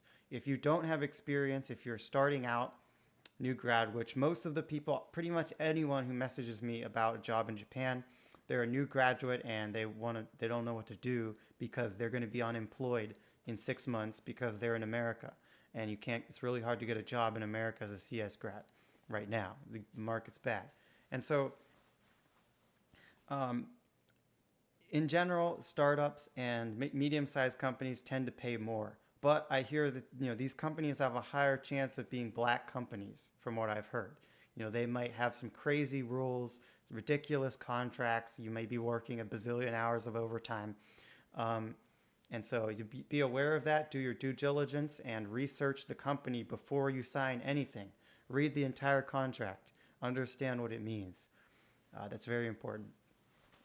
And so, in general, we have startups pay more, medium-sized companies pay more, boomer companies pay the least, and then hakken gaisha, they pay you like you're a cattle, you're a rat. That's what hakken gaisha is. Hakken gaisha is like a form of company where they basically send cheap employees to go do random jobs at other companies.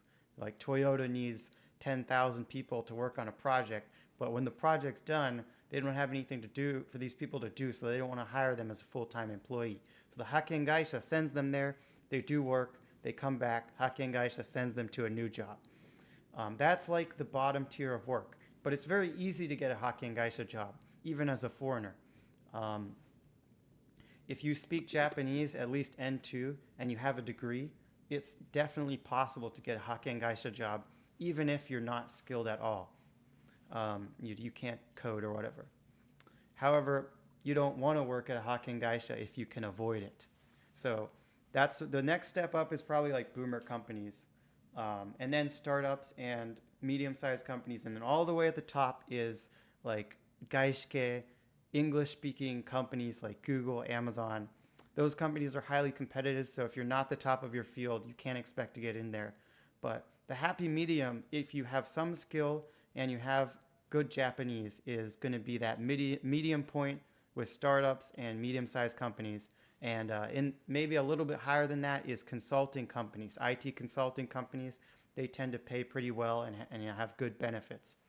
So, and your ability to get these jobs, as I said, scales with how much experience you have and how good you are at Japanese. So if you're like N1 plus at Japanese and you have internship experience, then you can expect to maybe get a good startup job, good consulting job.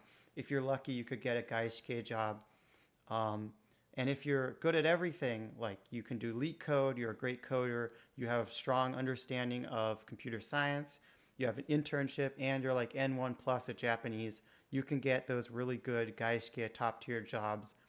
And then if you're just so cracked out of your mind, you're so cracked, you don't speak any Japanese, but you're super cracked, then maybe you could get an English only job. But for most of us, it's going to be those rat jobs. We're going to be working the rats. We're going to be like monkeys typing on a keyboard. And Is it just me, or is Immersion Life frozen? yeah, he is frozen. I don't know what's happening there. Maybe his internet is bugging out. I'm just going to keep talking and wait for him to come back.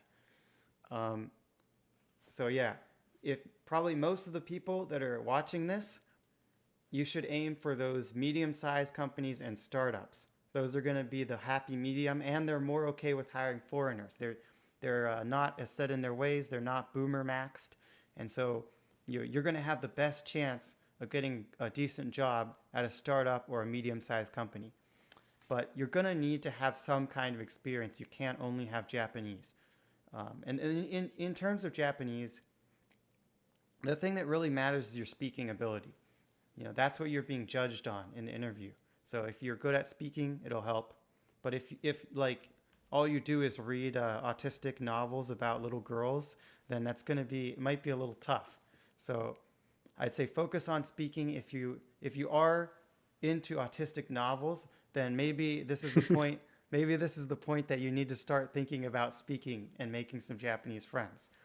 And then you're also going to need probably at least one experience to talk about in the interview that has to do with CS. So many of these jobs don't have technical tests. They don't make you do leak code. I would say a lot of the consulting jobs, gaishike, they all make you do leak code. Some of the startups make you do leak code, but a lot of them don't. And for those jobs, it's a battle of soft skills and experience. Do you have experience? Are you good at speaking? So you need to have at least one experience related to computer science, like an internship, or maybe a serious project that you built outside of school that you can talk about and use that to prove your value as a worker, prove that you can learn, prove that you are skilled and talented. Okay. I don't know what happened to. You guys, Mhm. yeah. Go ahead. He said he's You restarting guys- his computer. Okay. Have you guys heard of the word gakuchika? Yeah. Uh, Yeah. So that's like I don't think so. 学生時代に力入れたこと or something like that. And Yeah. so Oh, I have heard of that, but I forgot. yeah. So that's a common question, but it's actually not as common as you might think. I was never really asked that. Maybe once I was asked that question. And I did quite a few interviews. But yeah, that even if you don't even if they don't specifically ask for gakuchika, you should have something prepared in your mind that you can talk about that shows that you can accomplish things. I'd assume this applies to just interviews in general, not just Japanese ones. Yes, definitely. Any interview. And Okay. welcome back, Liam. Yes. Thank you. Welcome Glad to be back.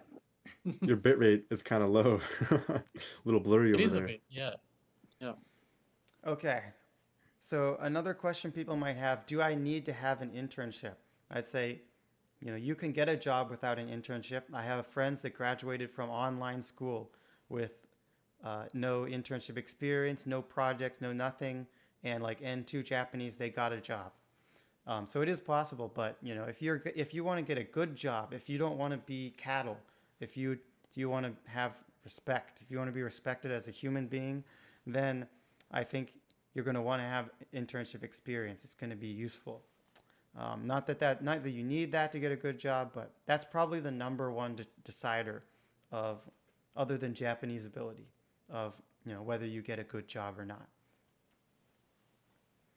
And then sites for searching for jobs. So I put a list of sites in the description, and it can be done fully online. You can get a job 100% interviewing online. That's what I did. I never went to Japan. I never interviewed in person. Same with my remote job and my job for graduation. You can do it all online. So there's many sites for it, and you just apply just the same as a Japanese person would. Apply like a Japanese person, go to the interview, and many companies are open to hiring foreigners. It was only occasionally that a company would say they wouldn't hire me because I was a foreigner. And the most common reason is that you don't have permission to work in Japan. They don't want to go through the pain of filing to get you a visa. But if you are already in Japan, then pretty much any company is fair game. Just gonna I'm add, gonna use the bathroom real quick. Okay. yeah. Just gonna comment. That's the first time I've seen kanji in a website's address, the Kyujin Books website. That looks so weird to Oh. me. It does look weird. I thought the same thing when I saw it. Yeah. But yeah, that's the main thing I wanted to talk about. Oh, that's right. Okay, Boston Career Forum. A lot of people ask, do I have to go to Boston Career? Do I have to? Do I have to do it? No, you don't literally have to do it. But yeah, it does help if you go to Boston Career Forum. And there's a good chance that if you go, you can get a job. A lot of people walk out of there with a job, but it's not like you're going to get a free job. You have to prepare. And if you're going to do Boston Career Forum, then you need to apply in advance, significantly in advance, like months in advance. You can't just show up and get a job because everyone serious is applying beforehand.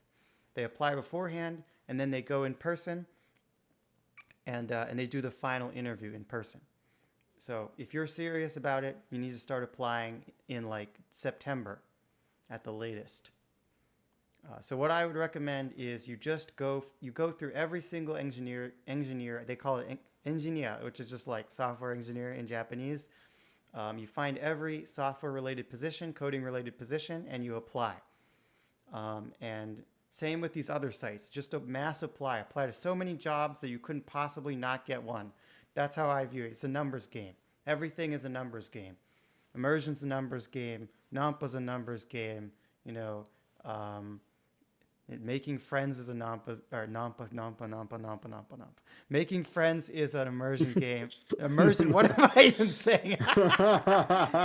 Everything is a numbers game, and if you just try enough times, you'll probably figure something out. So don't give up. if you have Japanese ability, then just apply to a shit ton of jobs, and they have internships on these sites as well. Nampa nampa nampa. They have internships on these sites as well, and you should apply for the internships too. So, if you're in Japan as a student, that's an option for you. The Japanese internships, which you can get through these sites, they have them. But Japanese internships, they tend to be networking based. I find I got several internship offers just based on knowing a guy. So that's important. But you can also apply online. Apply online, and apply online. What was I gonna say? But they're probably not going to sponsor your visa to do an internship, like over the summer or something. There's only a handful like that, so I wouldn't bet on that. Then the other question you might have, how important is the JLPT? Do I need N1? No, you don't literally need N1, but it does help. And it's significant, I would say. At least having N2, a lot of companies, they really, in CS jobs, if they hire foreigners, they always put N2, and if it's a more serious job, they put N1 required on the application. And so, it is useful, and I think you should get it. And also, as we mentioned before, it gives you a ton of points on the permanent residency application. So if you don't have it, it's actually quite difficult to get the permanent residence application. Mm-hmm. So another one is resumes. Applying. As I said, just apply to everything on earth. Don't be picky. You're not special. You're not like an elite. I feel like people are out here, they're picking at their caviar, trying to find the best one. But it's just you're not in Japan. You're like a rat. You're nothing. What have you done? So you've accomplished nothing in your life. Seriously, if you're like 22 years old, coming out of college, you have nothing. You don't have unless you're like absolutely cracked, you have a lot of experience or something. You're not special. You don't have the right to choose. So you should just apply to everything, bite back your pride and just apply. When it comes to resumes, every Japanese resume is pretty much formatted the same way. You can download a template online, and they also have they have different kinds. They have Keireksho, which is like your work experience, and then the regular resume. But if you're a new grad, you probably only need the regular resume. And many of these interject. You can buy the resume templates from 7-Eleven as well. True. In Japan. Oh, really? But nowadays, you can fill it out online, like an online template, and then you can just submit that or print it out. So I'd recommend that for most people. But what was I going to say? I forgot what I was going to say. But that's right. A lot of the sites, they don't actually use a resume. You fill out your information on the site, and then you mass apply, just like in Indeed or something. So you don't actually have to create a resume a lot of the time. And in fact, the job that I got, I didn't actually need a resume because I filled out my information on the site first. But one of the most annoying things about these Japanese companies is when they're doing hiring for Shinsotsu, they have their own portals. Every company on the goddamn earth, they have their own portal. And you have to create an account. You have to fill out all your information again, 2 or 3 times on these portals. With these, and it can get super annoying. That's the most time-consuming part of Shukatsu, is simply filling out all the frickin' information. But other than that, it's not complicated. You just fill it in and press the apply button. Another one is, do I need to know Keigo? Not really. If you can use desimasu, that's good enough. You're a foreigner. They know that you can't speak Keigo. They don't expect that. Now, if you could do that, that might be impressive, but it's not that important. As long as you can use desimasu, that's good enough. Ine, what do you use at your job? Do you use Keigo at all? Yeah, we do. Desimasu, I agree. Desimasu is enough. Mm-hmm. Of course, a lot of messages are through Slack, so I just we have a company Gemini account. Everybody gets a Gemini Pro subscription, so I just asked Gemini to make it Keigo, then just put that in the Slack chat. but I do the you exact also same see thing. like, yeah, you also get like, I mean, if your colleagues or if you're close to them, people just speak in Tameguchi as well. So Hmm. depends on the situation. But yeah, this masa is fine most of the time, I think. Yeah. If it's not a super formal company, you know, even at my company, yeah, a lot of the people, they actually speak in Tamaguchi to each other. They don't use desumasu at all. Um, so a lot of people are like, I need to learn business Keigo. You don't need to do that. They don't expect that. You type shit on a computer. You're not important. You're not important enough to know that yet. So Rats don't need to speak yeah, Haiken Itashimasu. rats don't need to say haiken itashimasu. It's not important. Okay? Rats, they don't even need to speak at all. You just shut up. Just shut up and type They have to like understand Japanese though. code JavaScript or something on your laptop. Anyway, so how important are connections? Connections can get you a job. We talked about this before with the references. Connections got me my internship, and I've had other jobs and internships offered to me through connections. So connections can be a big benefit. But even if you don't know anyone, you can get a job just by applying online. Um, certifications help a lot. Japanese people love this shit.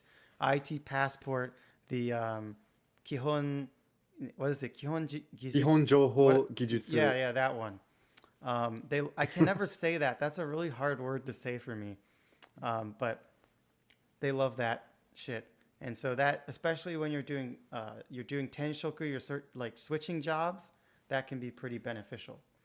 And another thing I wanted to speak about was we already touched on the interview before, but many people have this idea that in Japan you can't switch jobs, or maybe they don't even know about this concept and they think that you can just treat it like the U.S. But in Japan, the culture around switching jobs is different. They have this thing called daini shinsotsu. So shinsotsu is the new graduate. Daini shinsotsu is like someone who is still within the first 3 years of their career. So if you have only worked for 3 years or less than 3 years, and you quit your job and you search for a new job, you're actually at a disadvantage, because as a new graduates are actually high in demand in Japan. They view new graduates, they're impressionable, we can train them to do things our way, so they want to get the best new graduates out of college. But if you quit your job, that kind of makes it look bad if you quit within those first 3 years. But even then, people do switch jobs within 3 years, and it is possible. But there's a big difference between if you have less than 2 years and you quit your job or something, they're really going to want to know why that happened. They're going to ask you about that, and it could put you at a disadvantage in a job search. So when you are searching for that first company, choose wisely, because you will be, if you do things right, you'll probably be stuck there for like 3 years. That's all about this point. In fact, I think that's all of the main points on how to get a job. Is there anything else you guys want to add? Any questions you have? Any concerns, clarifications? Oh, I wanted to add that you can there's like an official permanent residency point calculator online. That's how I like check what you need. That's Okay. really useful. Well, that is actually the end of my spiel about Japanese jobs. So, how long have we been talking? I think it's been An hour 30. Awesome, awesome. Now we're getting to the fun part. Oh, an hour 46 actually. It wasn't updated. 46. Okay, so let's answer some questions. Well, actually, you know what? Questions take forever. So I just wanted to hear a little bit about just an overview, keep it brief, of Immersion Guy's experience working in Japan, because he was not doing white collar work. He was doing blue collar work, how that went, and why you had a negative experience in Japan in general, and what do you think people should do to avoid that? How could someone, have a positive experience in Japan in the future? How would you do it differently? Oh, where do I start? Yeah, I mean, so the first job I got was a sort of customer service job. in a really big store in Shinjuku. That was really busy, and obviously it was a customer service role. So Japan sort of prides themselves on having the top customer service in the world, pretty much. So yeah, it was very fast paced, very difficult, and I detested it. And no, it was alright at first, but just going to Japan from the start, I didn't really have a clear plan, so I was always in a bit of a really stressful situation. And getting that job, and I'm not cut out for that sort of job. Have I you did worked? have experience. Yeah, I did have Oh, experience doing a sort of customer service, fast paced job before, and I hated it. But I don't know. In my mind, somehow I thought, well, it's Japan, so it might be different. Spoiler alert, it wasn't, and I had a pretty awful experience. And yeah, just then so after I that, wanted to ask if like, yeah.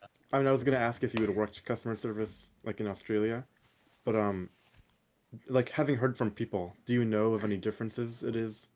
Like differences between working customer service in Australia or like a Western country versus Japan? Or do you not really know because you only did Japan? Yeah, so I did have experience working in a kitchen in Australia, but that's a bit of a different environment compared to well, Hmm. this was essentially a department store. They sold pretty much everything, and it had multiple levels as well. It was incredibly busy. Um, but I mean, I can't judge about the differences just because I Hmm. don't really have experience working in sort of something equivalent to that in Australia. But one thing that did stand out to me is it felt a bit cultish, for lack of a better word.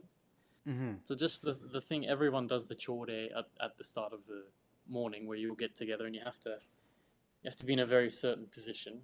If you stray from that, then they don't like it. And Hmm. and then they have to do a speech, and everyone there's a kind of chant they have that you have to do every morning as well, almost like a mantra. Like we have to treat the products with respect, and we have to you know always That be seems really weird polite. to be honest. I wonder if that's normal. It does. Yeah. Well, the thing is, because I was telling my Japanese friend who lives in Thailand, I was telling him about that, and he said, yeah, I had to do that when I was at 7-Eleven. So he Uh, sent me a picture. He sent me a picture of a text they used to have to read out every morning. And it was literally identical except for one word. They just changed word at the place I was. They did just change one word at the place I was working. So that's wait, do you have it? That actually sounds really funny. It I must be don't a have. standard I thing. probably do. Yeah, Yeah, they must just for that's like customer service. Japanese culture.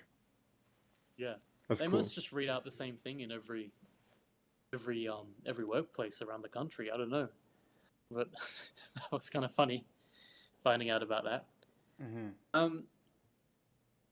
There was some interest. I mean, most people were nice. Obviously, when you're working somewhere that big, there's going to be a few rotten eggs. But for the most part, it was okay. But I'm I'm kind of a really slow worker. But I don't do well in those fast-paced environments. So they were constantly telling me like, hurry up, work faster. Which I was already used for that. I was already used to that because I was, that's when I was working the other jobs in Australia. They're always telling at me to work faster as well. So, but no, it was interesting because they are very rigid and very strict in the way, especially with customer service, in the way you approach the customers, the way you do things. I mean, like, I got complained at that I wasn't bowing deep enough. Got complained at. Wait, that's awesome. Yeah. That's so Is funny. it? That's just really funny to me. Yep. When I So when I I when think I meet you one day, I'm gonna bow to you. No, I dude, want 90-degree angle. 90-degree 90. angle. Yeah. Well, I happen Maybe to you should have. just dogiza instead. I will. Grovel at my I feet. happen to have a rod in I my love that. spine, so I'm very good at making 90-degree angles. Okay, well, Wait, that's how good. true? I know that the rod part's true, but is it actually easier for you to do that? Yeah, my back is extremely straight. I'm known for having good posture because my back is permanently affixed in the straight position. Wait, I wonder if that actually like affects like your lower back health. Probably. I don't know. Maybe it makes it worse. I don't It know. can't be good to put a piece of metal in your spine. That's a story for another day. Let's get back to Immersion Life's story. No, no. Okay.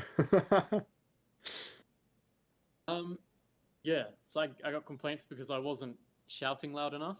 When you know people coming in, you have to "Irashaimase," you know. Um, Hmm. I got complaints for a lot of things, but that's just a few.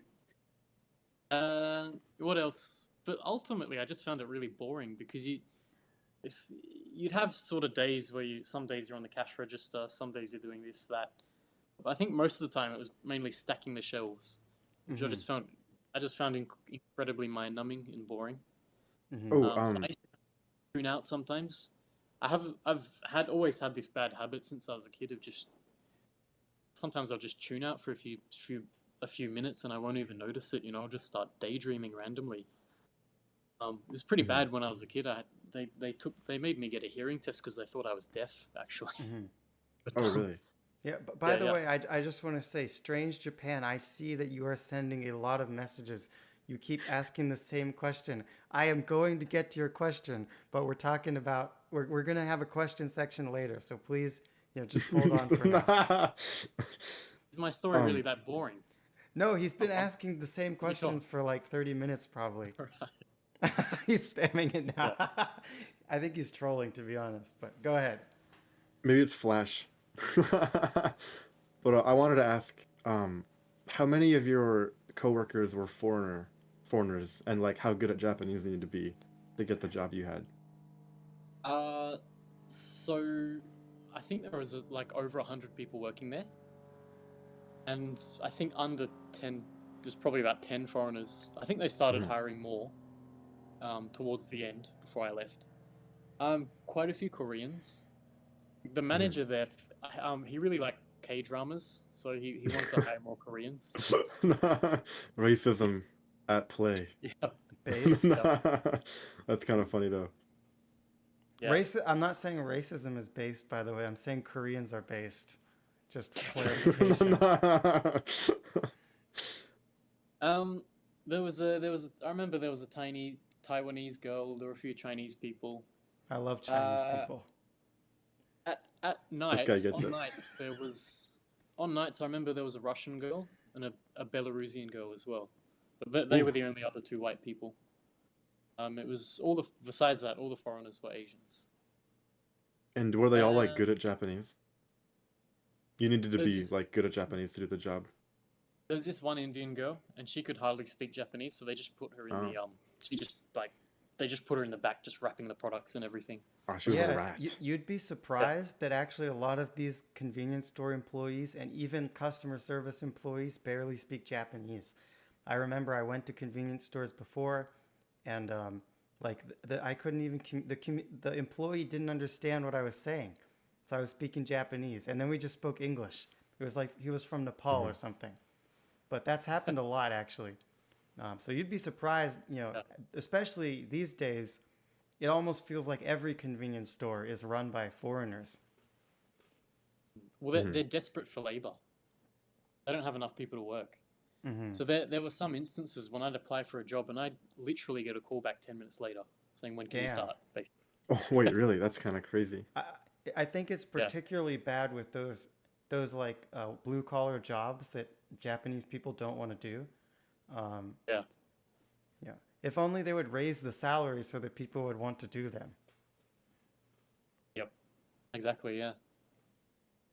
Um, yeah. So where was I? Okay, Um, it was What was boring. I The up to? job was boring. But we don't have to go through the specific details. I'm looking for the big picture. Like, what did you learn? What would you recommend someone to do in the future? If they went to Japan, how would they make their time better? And why was it so bad for you? Well, I didn't have enough money. Hmm. That was a problem. It turned out more oh, you were more expensive than desperate. I expected. I didn't go straight to Japan as well. I sort of took a few weeks to travel around a bit, around Southeast Asia and Taiwan as well. So I used up a bit of money there. And even after I kind of everything started to stabilize, even then I was actually losing a bit more money than I was making as well every month. I did have Oh, savings, really? but it was slowly going down every month. Yep. And I was in the sort of situation where I couldn't be too selective about where I worked or what jobs I got. So that there are quite a few jobs that I just had a really awful experience at. I didn't really have the option to quit just because I didn't have the money. I didn't have the luxury to sort of quit and take a few weeks or months to really find somewhere I wanted to work. Mm-hmm. And so that was a Can bit I of a struggle. can I ask why you stayed in Japan for a year instead of moving back earlier? Well, had this sort of like, I always thought in my mind like, if I leave now, things might get better. Like Hmm. I've put all this effort into learning Japanese, and if I learn now, it's just going to be a waste, right? It's kind of like the sunk cost fallacy. Yeah, that sounds really like rough, like mentally, because you It put all this was, yeah. time in. It Like, was, yeah, yeah. that sounds really hard. Yeah, wasn't the best period of my life, especially when the winter came as well. That was awful. I was constantly getting sick. I wasn't eating much, so I dropped down to 62 kilos as well. I'm 70 now. Hmm. Yeah, I was like really skinny, gaunt, and people were asking me. People were like, "Are you okay? You look a bit skinny." And this is in 137 Japan, right? One pounds. of the Oh my skinniest goodness. countries. Yeah. I don't know So kilos, that, sorry. I'm American. yeah. So it wasn't the best experience. The Hmm. last job I had it was kind of like a security guard slash traffic controller job. Those two jobs are sort of um, they're sort of just put together in Japan. They're kind of the same job. Hmm. It's all right. You just kind of stand around all day doing nothing. You get paid like, how much was it? 100, no, 11,000 yen per day, so which is okay for Japan. Yeah. And can you have an earbud in while working that job? Um, technically no, but realistically yes. Ah, I epic. mean, you can, That's but when you not when learn the boss. Chinese. Yeah, you can, but not when the boss is around.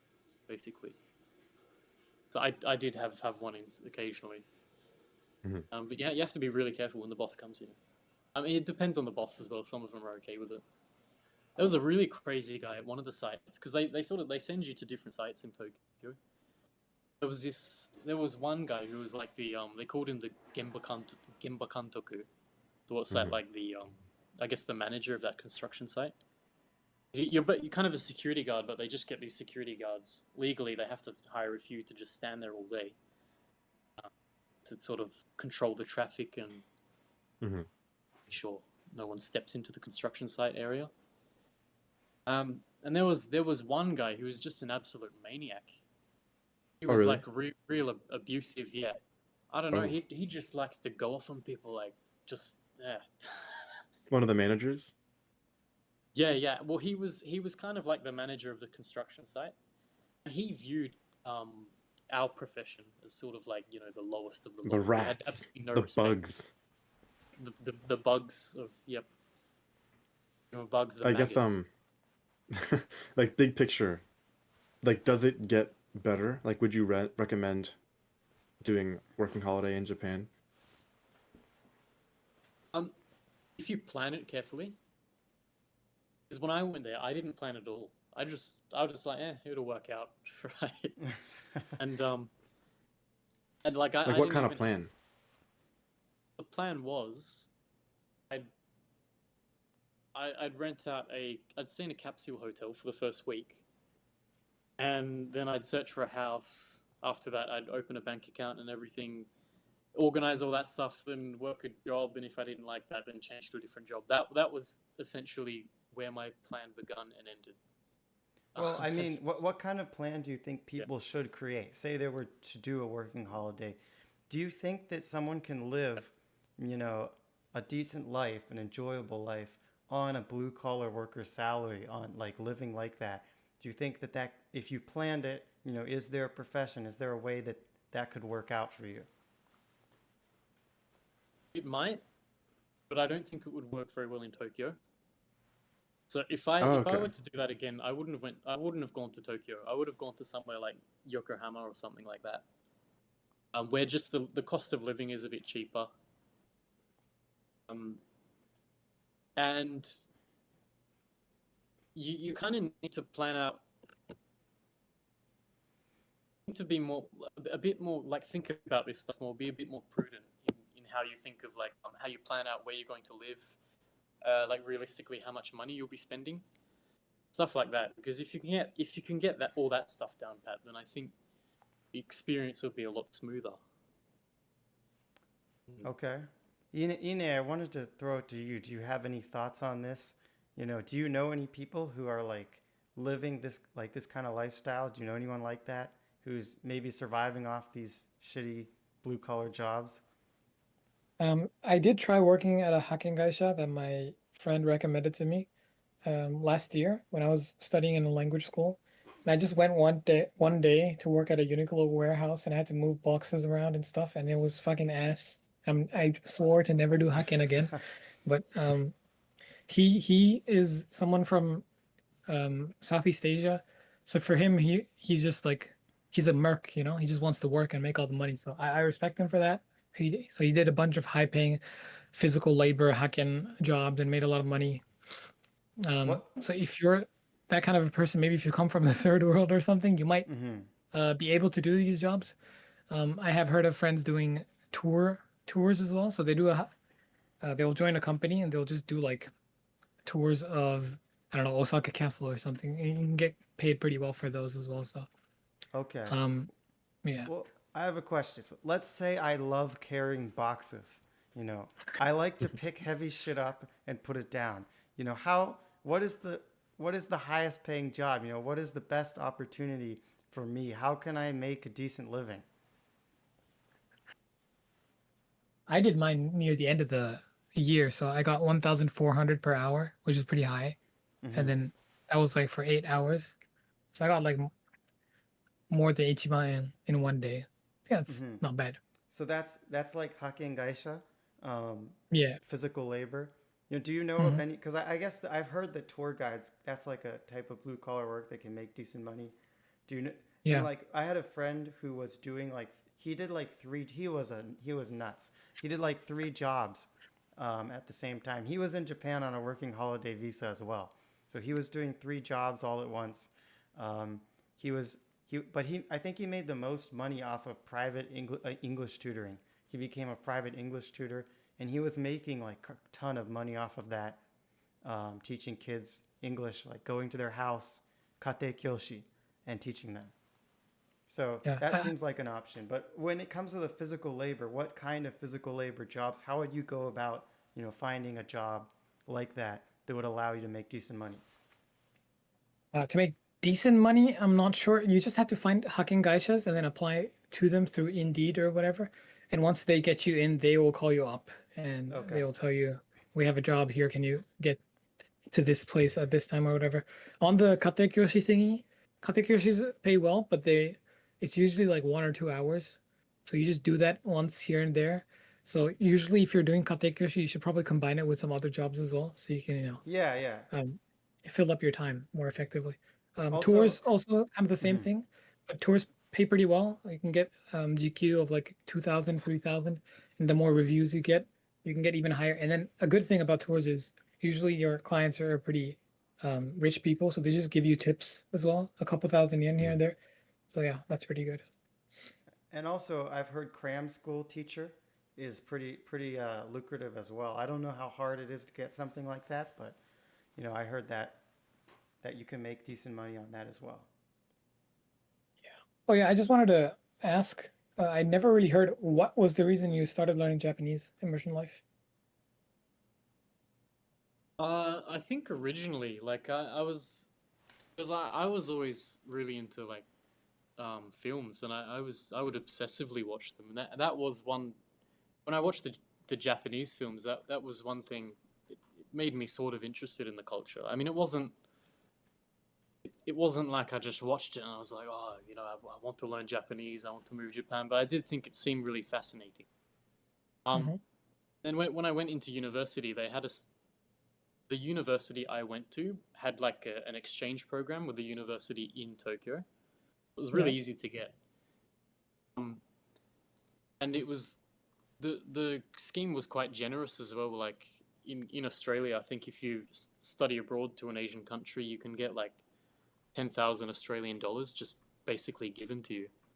Mhm. You To get go on money to go studies. abroad? Yeah, yeah, they just gift you $10,000 pretty much. Utopia on Um, Earth, Australia. I don't know about that. Um, yeah, but and I'd always really wanted to live in a different country, so I thought that seemed really cool. Well, I'll just learn Japanese. So like that's kind of cool though that you just watched you like movies, you like the Japanese movies, you had a chance to go to Japan with your exchange program, and that was enough to lead you down a 5-year road of immersion. That's pretty cool. It's not from Yeah, anime too. That's super rare. Yeah. Yeah. it is, isn't it? 'Cause yeah. It's No, You based. didn't even I like don't. mention it. That's actually like super rare. Yeah. Yeah, I actually I don't think I even saw any anime until after I started watching Japanese. Until after I started immersing in Japanese. I think Mhm. actually when I was a kid, I remember I watched Pokemon. That was about the extent of it. Yeah. Did you know it was Japanese at the time though? Sorry. I was 3 That's years the old. classic. I didn't even know I, what Japan was. I was a big Pokemon guy as well. Yeah. Um. Oh, I was gonna say something now. I've forgotten. What was I gonna say? Ah, yeah, yeah. The thing is too, like, when I decide to do something, I really like put in all my effort into doing that. Hmm. Like, before that, there were other things, other skills I'd wanted to learn. I'd always been like very sort of single-minded about that. Really, just focused on trying to become really good at that. So it was something that sort of came naturally when I decided to learn Japanese as well. I think that's really, really common with people in the community. Yeah, I I mean, think you it can't is. really get good at Japanese without making it like at least like your second or first priority. Yeah. Yep. Exactly. Yeah, Okay. I mean, I think you have to sort of have a bit of an obsessive mindset Hmm. if you really want to get good at the language as well. Unless you live there. If you live there for a while, that might be different. Oh yeah, Okay, it I takes just like 10 wanna years though. Yeah, yeah. yeah. Just want to say it was fun talking to you guys. I do have a university assignment to submit in a couple of hours, and I'm kind of not done. So Okay. Mhm. All right, hurry up. Have a great day. Hurry Yeah, up. thanks for talking. Yeah, thanks yep, for thanks for joining the No, it's today. been good to meet you. amazing, juicy information. Yep, it was fun meeting you guys. Bye See bye. you, man. See ya. Later. Now it's just the three of us. All right. Okay. Number. So I think we covered like pretty much most of the things I wanted to talk about, but I wanted to ask you, why are you learning Thai? You know, what inspired you to learn Thai? You know, how's your progress with it? You know, what would Sort of. possess a man Well, to do something like that? I mean, partly it's sort of a sentimental value that I've sort of attached with Thailand and with the Thai language, and another reason is just I just find it kind of. I mean, it's somewhere I'd like to go back to eventually to live a bit longer in, because I have lived there before, and it's a pretty fascinating culture, I think. Yeah. Um. And of course, just like the sheer amount of like resources for comprehensible input and everything. Thai probably has more than any other language except for maybe Spanish. Why is that? Because they had, I don't know if you've heard of ALG. I think Matt's been talking I about know it a lot. about ALG. Yeah, we Yeah. know all about it. All right, that'll save me a bit of time then. And yeah, so they had a school in Bangkok which they were running since the 80s, I think, and they had to shut down during COVID, so it all moved online. So it just became. I mean, I don't. That's not the reason why I decided to learn Thai. I already had an interest into learning Thai in the first place, but I thought, well, if I have this much, if it's this convenient, and I have this much content available, then why not? Mhm. No, Oh, were I there don't any other really. languages you were deciding between? Yeah, for a long time, I was really fascinated with a few languages actually. Italian's always been one that I've really wanted to learn. I'm ethnically Italian. Are you? Yeah. I don't Oh, speak nice, it though. nice. Yeah. Korean, I was interested in. Korean. I was really interested Nah. in Chinese. Yo, let's Oh, go. he's a real one. See, He mentioned Korean before Chinese, though. I can't forgive him. I think Chinese is where it's at. You think so? Yeah, I mean, there's so many speakers of Chinese. It's kind of like it has such a deep connection with Japanese. They're kind of intertwined because so much Yeah. of Japanese comes from Chinese, and a lot of languages in the region have a lot of parts that come from Chinese, Korean, even Vietnamese and stuff like that. So I find Chinese to be the most interesting one, but particularly because of the utility. There's Chinese people everywhere. Chinese population is huge, and the diaspora. So if I were to choose a second language, it would definitely be Chinese. Yeah. Well, I get that because for a long time I kind of put off learning Thai because I was sort of more drawn to the languages with more cultural influence, the sort of the cultural leviathans, like China, Mm-hmm. like I don't know, somewhere like Leviathan. France, or yeah. Um, I don't know. Like I find that is a good point. Like there are a lot more people, Mm-hmm. but I find like in the end, right, you're kind of limited with how many people you're going to be talking to anyway. Mm-hmm. Like just because it has a billion speakers, you're not going to speak to a billion people, right? I mean, Mhm. Well, I can yeah, tell you, there's like over 100 Chinese people at my university in North Yeah. Carolina, and there's like 4 Japanese people. So in the Well, that is US, it's true. definitely more useful and easy to find speakers. Yeah. Well, that is a good point because if you're living outside the country, you're going to find more people. You're going to be more likely to run into them. But also you interact with the language a lot online, and the number of speakers is very, relevant to that. Yeah, that's true as well. Although I have heard with China, like the media isn't that great. Oh, you're talking about more like talking with people online. Yeah, like talking to people online, finding people through like shared hobbies. But I also did mean like media the country creates. If they have a bigger population, there's more. Like Okay. I can't imagine there's like thousands of hours of high quality like Thai dramas or anime. Probably not. I doubt it. But yeah, I don't know. It's more just because I mean when I learn a language, I think like one of the most fulfilling aspects of learning a language is being able to just hang out with friends, speak that language, and just talk and Mhm. have fun, or go to the country and travel around. And for me, I already have like quite a few Thai friends. I'm already interested in the culture. I'm interested in going back there. So I thought, and it's just fun to learn a language, seeing the progress. That's true. Yeah, that's Makes pretty sense. much it. Yeah, Oh, I I wanted had to a really ask. good time there when I was there as well. Yeah. How difficult is Thai as an English speaker compared to Japanese? Because I've heard it's like comparable. Yeah, I'm probably not at a level where I could answer that properly. Oh, okay, yeah, that makes 'Cause- sense. Yeah, but it's probably more like Chinese compared to Japanese. I think Chinese is sense harder that- than Japanese actually, Is but it? it's definitely comparable. Like there's an argument to be made. Because it's a tonal language and the grammar is kind of more similar to Chinese than Japanese. Mhm. So I guess you could kind of think of it like Chinese.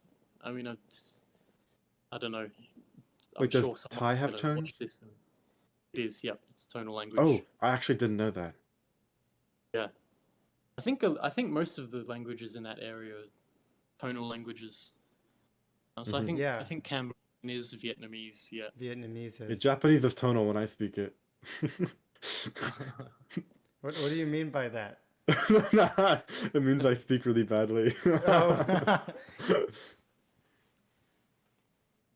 Yeah. It's, Yeah, it's a that's joke. about it for I'm me. I'm Eh, I'm is that a perfect joke? at Japanese. Is that a I'm joke? perfect at Japanese. Yeah, I'm actually Japanese. Sorry, that was weird. I couldn't hold back the urge to do something autistic. But anyway, 正直引いた。 Rusai. Try to get it all out. Rusai. But yeah, I think we'll get to the question soon. This guy has just totally bombed the chat with his messages. So I will read the messages, but I just wanted to say, I mean, I think it's interesting. I guess, like if I had the free time, I think I could justify learning a language that maybe wasn't that useful. But because I'm like a very busy person, I just feel like if I was to learn a language, it could only be, you know, the most utilitarian, useful language, right? But I think it seems cool. Like you probably, like if you went to Thai and you spoke really good Thai, you probably would get like a lot of attention. Like people would be like, "Oh, your Thai's so good," like Japanese. But there's a lot of people who speak Japanese now. But with these kind of more niche languages, I'd imagine that they might like it might be really easy to make friends or something in those countries. Yeah, oh yeah, definitely. You can I make think so, wives. yeah. Learn Hindi, go to India, get 10 Look. wives easy. Look, 5 wives. That's all I'm saying. Like, I couldn't imagine having. I couldn't even imagine having one. That would just be too much for me. That's true. You need like I I you knew need you'd a say that. You need a manager. You need a wife manager who like, you know, A eunuch. takes a eunuch. No. Yeah. You need a eunuch to man it to take. That's what they did back in the day. Like, do you think the king, when his wife was like, the curtains are like, we got the wrong color of curtains, they don't match the walls. Do you think the king was like dealing with that personally? No, he had his advisor deal with that, and that's what we're gonna be like. Yep. We're gonna be the advisor, or we're gonna have them. We're gonna be the advisor. We have to get castrated first. Yeah. I have a pretty good Japanese-made knife if you want to try it out. Oh shit. That sounds painful. I think I'll I'll keep it to And just it's my pinky finger. But yeah. Yep. I mean, Sorry, I that was autistic. The thing is too, like, Chinese definitely is a more like pragmatic language, in the sense that you're gonna like interact with a lot more people who speak Chinese compared to maybe a language that doesn't have as many speakers. Chinese is like the Spanish to Japan, like America and Spanish, Spanish and of then Asia. Japan and Chinese. Yeah. yeah. But on the other hand, too, like if you're a native English speaker, pretty much learning any language, if you're looking at it from like a purely pragmatic perspective, it's a waste of time, right? It's true. I mean, if you're looking at just what you can get, You have to from that, go you know, really cool far language. out of your way to make any language useful if you're in like a Western English-speaking country. Except for Spanish. Yeah, but Yeah. If If you you're in live America. in America, there's like definitely like the southern states, it's like 20+% people like speak Spanish exclusively at home or something like that. yeah, so that could be an instance in which learning a foreign language is useful. Do you have like Thai friends and stuff that you hope to be able to communicate with in Thai? I do, yeah. Makes I do sense. quite a few But back in time. even if your like career would benefit from learning Spanish, like if you just go purely based on the time investment, you could just do like anything else and it would be better. True. Yep, exactly. If you want to learn language, you have to enjoy it. You have to want to learn it Yeah. for fun, regardless of the practical benefits you get from Dude, it. there's people who would practically benefit, like who live in a foreign country for like 15, 20 years and they still don't get good because you have to enjoy it. It's like language learning is torture if you don't like language learning. There's literally nothing, no amount of money or like benefit that could make someone do it if they don't like doing it. Yeah, exactly. I've met plenty of people who've been living there 20 years and they don't speak a lick of the language. They might be able to say hello or order a beer. But, yeah, I mean, besides even people can even learn like 1,000 words, but that's still not even like it's like 1 or 2% of what you need to do. it's the tip of the iceberg, isn't it? Yeah. Yeah, and just because you learn those words, it doesn't mean you're going to be able to use them and understand them accurately as well in every context. Yeah, you definitely won't be easily- able to hear them. Yeah, exactly. Because even just to train your ear, that just takes hundreds, even thousands Oh, yeah. of hours, doesn't it? Yep. Okay, I want to start answering some questions, if that's okay with Oh, you guys. awesome. So excited. Dude, I bet Um, Strange Japan is super dude, excited too. I'm I'm going to get to his questions. Okay, so we're going all the way back to the questions we didn't answer earlier. So we've got, All you know, right. we most of these questions have to do with salary. And look, it's kind of going to be the similar answer with everything. But I think the first, why work in Japan when the pay is half? I think we already talked about that one. Okay, immersion via manga versus anime. Which one do you think is better? Okay. Dude, easy. Well, first of all, this is an extremely vague question. Which is better? Better for what? What is the goal you want to obtain? So if you want to get good at listening and you want to get good at speaking and understanding anime, then certainly anime is better. But if you want to quickly learn how to read, quickly advance in the language, manga is probably easier, faster, better. I mean, I just think anime is always better because you can just get subtitles and then it has audio. It's True. just like manga with audio. But if you enjoy manga, then it's better. I mean, that goes back to the question of what's better, reading or listening, Mm-hmm. right? Listening. But you can It's still read with anime, you just have subtitles on. And you Yeah, don't have that's to true. worry about guessing readings or whatever. mm-hmm.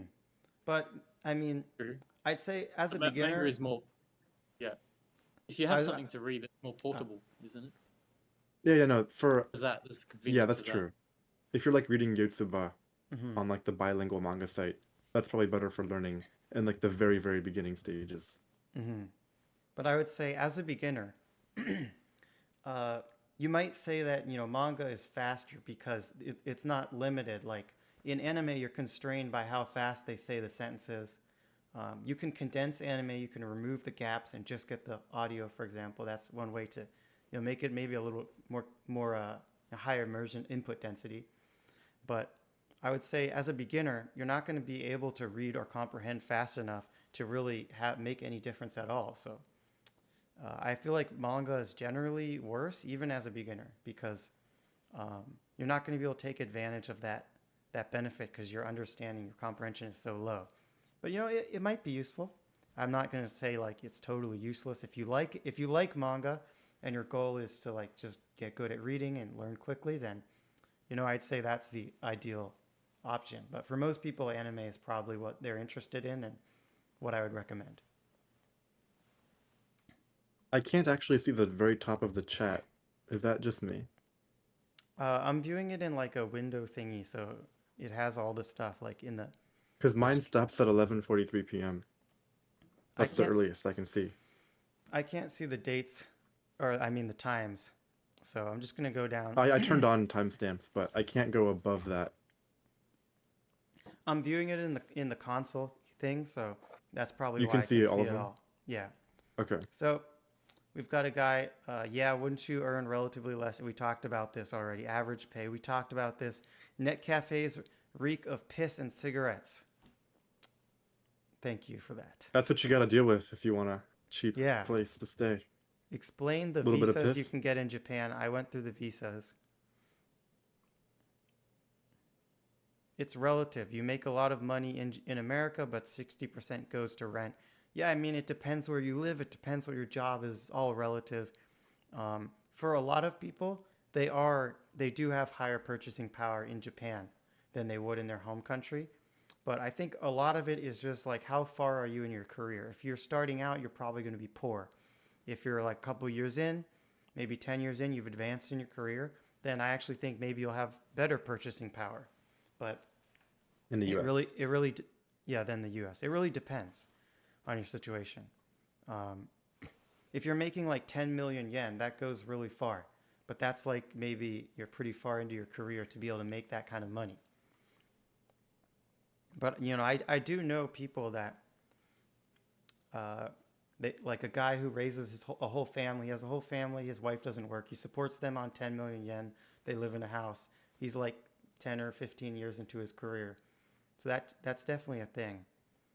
I would say. I think another thing is that just Japanese 10 people are, million per year. yeah, 10 million per year. He That's makes like 80K? yeah, but that goes really far in Japan. That's like very upper class. Oh, That's 63K. mm-hmm. starting salary computer science in the US Oh, hang on, on the I low was end. getting the magnitudes a bit confused. Okay, Mhm. that's pretty good then in Japan. Yeah. So that's like Yeah. if you move to Japan after college, you start working, you know, if you're good, if you're a good worker, if you get certifications, you know, maybe that's something that you could imagine happening in like 8 to 10 years. You could achieve that kind of salary. Um, but you're definitely not going to get that out of the gate. So it's all relative. Had both experiences. Living on minimum wage in Latin America was much worse than in Japan. Yeah, so if you're from a third world country, then anything is Oh probably my better than goodness. your country. But you know, I love Brazil. I love Brazil. There's people watching this from Brazil probably. I like Brazil, but even Brazilians know that you know, it kind of sucks to live there. Okay. Yeah, I mean, to be fair, that time I worked in a sweatshop in Bangladesh, that was worse than working in You minimum. worked at a sweatshop in Bang. That's like the Okay. sweatshop country. I'm interested. I'm interested now. How'd that That was a happen? joke. That was a joke. Oh, Oh, okay. I thought you were serious. Oh, No. dude, me too. Okay. What I didn't know aspects? you made jokes like that. That's hilarious. Thank you. Okay. What aspects What's of all, modern Lauren? What language do they speak in Bangladesh? We should learn Bengali? it. Dude, that's my next language.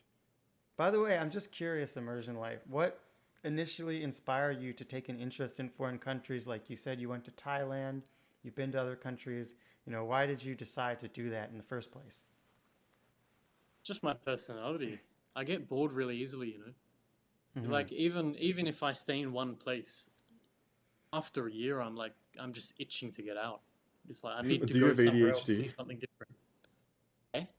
You've said a lot of things throughout this, like, stream that kind of imply like a little ADHD kind of stuff. Have you been like diagnosed or anything?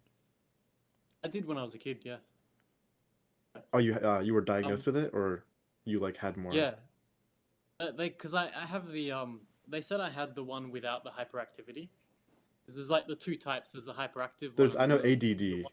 but you Yeah, have the yeah. up like, what would you even call that? Just H attention deficit, just deficit disorder? Attention. Oh Yeah, wait. Oh attention. sorry. Okay, it was ADD. Yeah. Okay. Yeah, because after I got, because the teachers thought I was deaf at first, because like they'd say something to me and I wouldn't respond. I was just daydreaming all day, and and then so they got me a hearing test. They said the hearing's fine, no problem with that. And then the next year I had a Mhm. different teachers and they thought I was deaf again as well. I had to get Yeah, a dude. second hearing. Like half of my friends in high school had ADHD. Oh really? Yeah. They're all based. It's good, but they have a lot of, Base it's kind disorder, of is it? rough. Yeah, yeah. So then after that, the teachers they wanted to take me to a child psychologist or psychiatrist. So I went there, Mhm. and they just basically told me, yeah, he has ADD. They tried to put me on medication, but my parents said no. That was the end of that. Okay. Yep. But I mean, yeah, it's possible.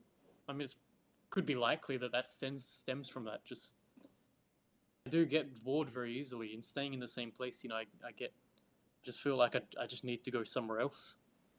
Mhm. Um, and going to a foreign country, like everything looks different.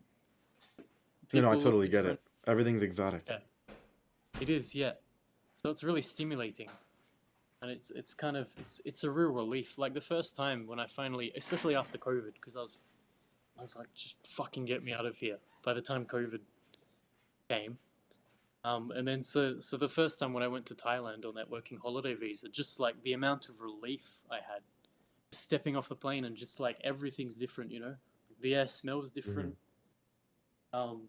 Just the crazy traffic and everything. Like it's a really chaotic place, Bangkok.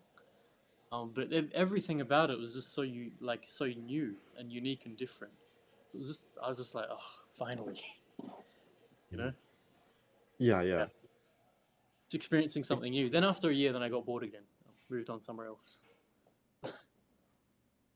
Yeah, see, I mean, I went to like Mexico when I was a kid with my family, and I wasn't really interested, but I don't know. I'm only really interested in Japan. Hmm. I feel like uh the only country I could like live my life in person is in Japan. And if I live anywhere else, I'll probably want to spend a large portion of my time online talking to Japanese learners online. Yeah. What is it? What is it about Japan? I just like anime, bro. Anime. All right, fair I enough. mean, that was the reason why I started learning. But I mean, I love Japanese now, and I think they have the highest quality of life, and all my friends are going there. Okay, fair enough. Yeah. Another And, part of It's it, good for yeah, Kansai too. I think a big part of it is the social aspect. We have lots of friends in Japan, and I've always found it like really easy to make friends in Japan. I mean, whenever I go there, I just walk around on the street, I talk to people, and I make friends. But in America, Hmm. it's extremely isolating. You have to have a car to go anywhere. You know, people are always afraid of being robbed, being shot. They don't go out. You know, it's very difficult to meet people, and it's like super Isn't that isolating. just certain areas though, or is it It just pretty much It's everywhere? well, it's a it's not cultural like fear. actually, yeah, it's not like actually that dangerous. There's just like a general culture of like don't leave your bag, like Hmm. around. People might take it. Yeah. So yeah, in general, it is like safe, like, but you know, you do encounter like whenever I go to college, I park my car in a parking lot nearby. I walk to my school, and there's always a couple naked homeless guys hanging out by the convenience store. There's there's guys on drugs shouting like, and I'm like, you know, I'm sorry, you know, I just that's just I don't want to live anywhere near that if I can help it. But yeah, yeah. Come to North Carolina. In general it is safe. But there's this general cultural apprehension to like going out. You know, always watch your belongings. Always lock your car. When I was young, I was taught, you know, if you leave your bag in the car, hide it in the dark part Yeah, so the yeah, me too. criminals can't look in. So, and because this general air exists, like this atmosphere exists that it's not safe, people don't go out. Okay, so I there's a lot also of paranoia. I don't have like my license or a car, and I can't I can't do anything, bro. I'm disabled. Yeah. I just can't go anywhere. If you don't have But a it's car, you're like a second class citizen. yeah. But I go to school Kind of the same in in Raleigh, Australia. and it's not. I actually have only seen like two homeless people total. I've been there for like a year, and I walk outside Where is that? at like 4 a.m. Where Oh, is that? North Carolina. It's like East Coast, in the middle. Yeah. Okay. Yeah. Yeah, and I mean, I like walk outside doing Anki at like 4 a.m. like very frequently. I've only ever seen like two homeless people. It's like really safe in Raleigh. You're near a college though. College areas usually are safe. Yeah, I'm not in like the actual city part, but it's like Hmm. the kind of outskirts. One day, here's a story. One day I was walking to my college, and there's like this downtown area which is nearby, and there's a bunch of shops and stuff. I was walking down, and this guy stops his car in the middle of the street. He opens the door, and then he's not wearing any clothes. He's wearing it's a man. It's a naked man, but he's Hmm. wearing a bra, a woman's bra, and Okay, he climbs is he up. fat? No, he was skinny. He climbs Oh, okay. up on the roof of the car, and his friend who's in the car starts blasting music, and the guy starts dancing on the top of the car, and there's cars behind them because he's in the middle of the road blocking traffic. They're honking their horn. He's dancing up there in a fucking bra. I've never seen anything like that. That was nuts. That's Well, that sounds epic, amazing. dude. I want to move to America now. What a great show. Yeah. Was he hairy? I don't remember. I mean, I left quickly because, you know, sometimes you're like walking around and one of these people on drugs looks at you and they start like shouting or like trying to talk to you. And it's always like, holy shit, I need to get the hell out of here. So you just want to, you know, you just want to get away from insane people as quickly as possible. It's like that time in New York where we were driving through the city and there was a guy and his entire body was covered in black paint and he was naked with like a terrifying demon mask on, right in front of our car. That was interesting. It was, but I don't want to live in a society where you walk around and see stuff like that. That's just kind of concerning to me. Oh Well, yeah, once yeah, Kai, Stallion Kai in the chat, he was there too. That was epic. I remember once I was in the train and there was this guy on there, real crazy guy, drug addict. He started ripping out his chest hair. And he's like blowing it, he's Oh. ripping it out. People just moving away. I first went on the train. When I first got on the train, I was like, the whole train was clouded, but there was like a bunch of seats right next to him that were totally free. I was like, oh, lucky. I went and sat next to him. I was like, oh god, what have I got myself into? It's so over, bro. The West you- has fallen. Have you seen those videos of? I saw this video of a druggie on a bus, and he lit his shirt on fire, and then he like stared at it while his shirt went up in flames, and then when it finally reached his body, he just went, oh, he like rips off the shirt. It's so funny. No, wait, what? It's Wait, a wait, famous it's a famous video. I saw it on Of Instagram. America? Yeah, America. Dude, I love this country. God bless America. Okay. Let's get back to the questions. So, whichever one you like more, but audio makes you have a better accent. Okay, he's responding. Job question. Are workplace relationships taboo in Japan like they are in the West? Well, I think they're kind of taboo, yeah. A lot of people say they don't want to do shokubai renai is what they call it. I don't know though, because I haven't worked a long time in an office job in Japan, so I'm not sure. But it seems like in white collar jobs they're a little bit taboo, but like they happen fairly often. Anything to add? I don't I'm know, not sure, man. but Oh. I just remember when I was working at my customer service job, it was like because there was so much emphasis on being polite and propriety and all that stuff. People just didn't really talk about that personal stuff at work.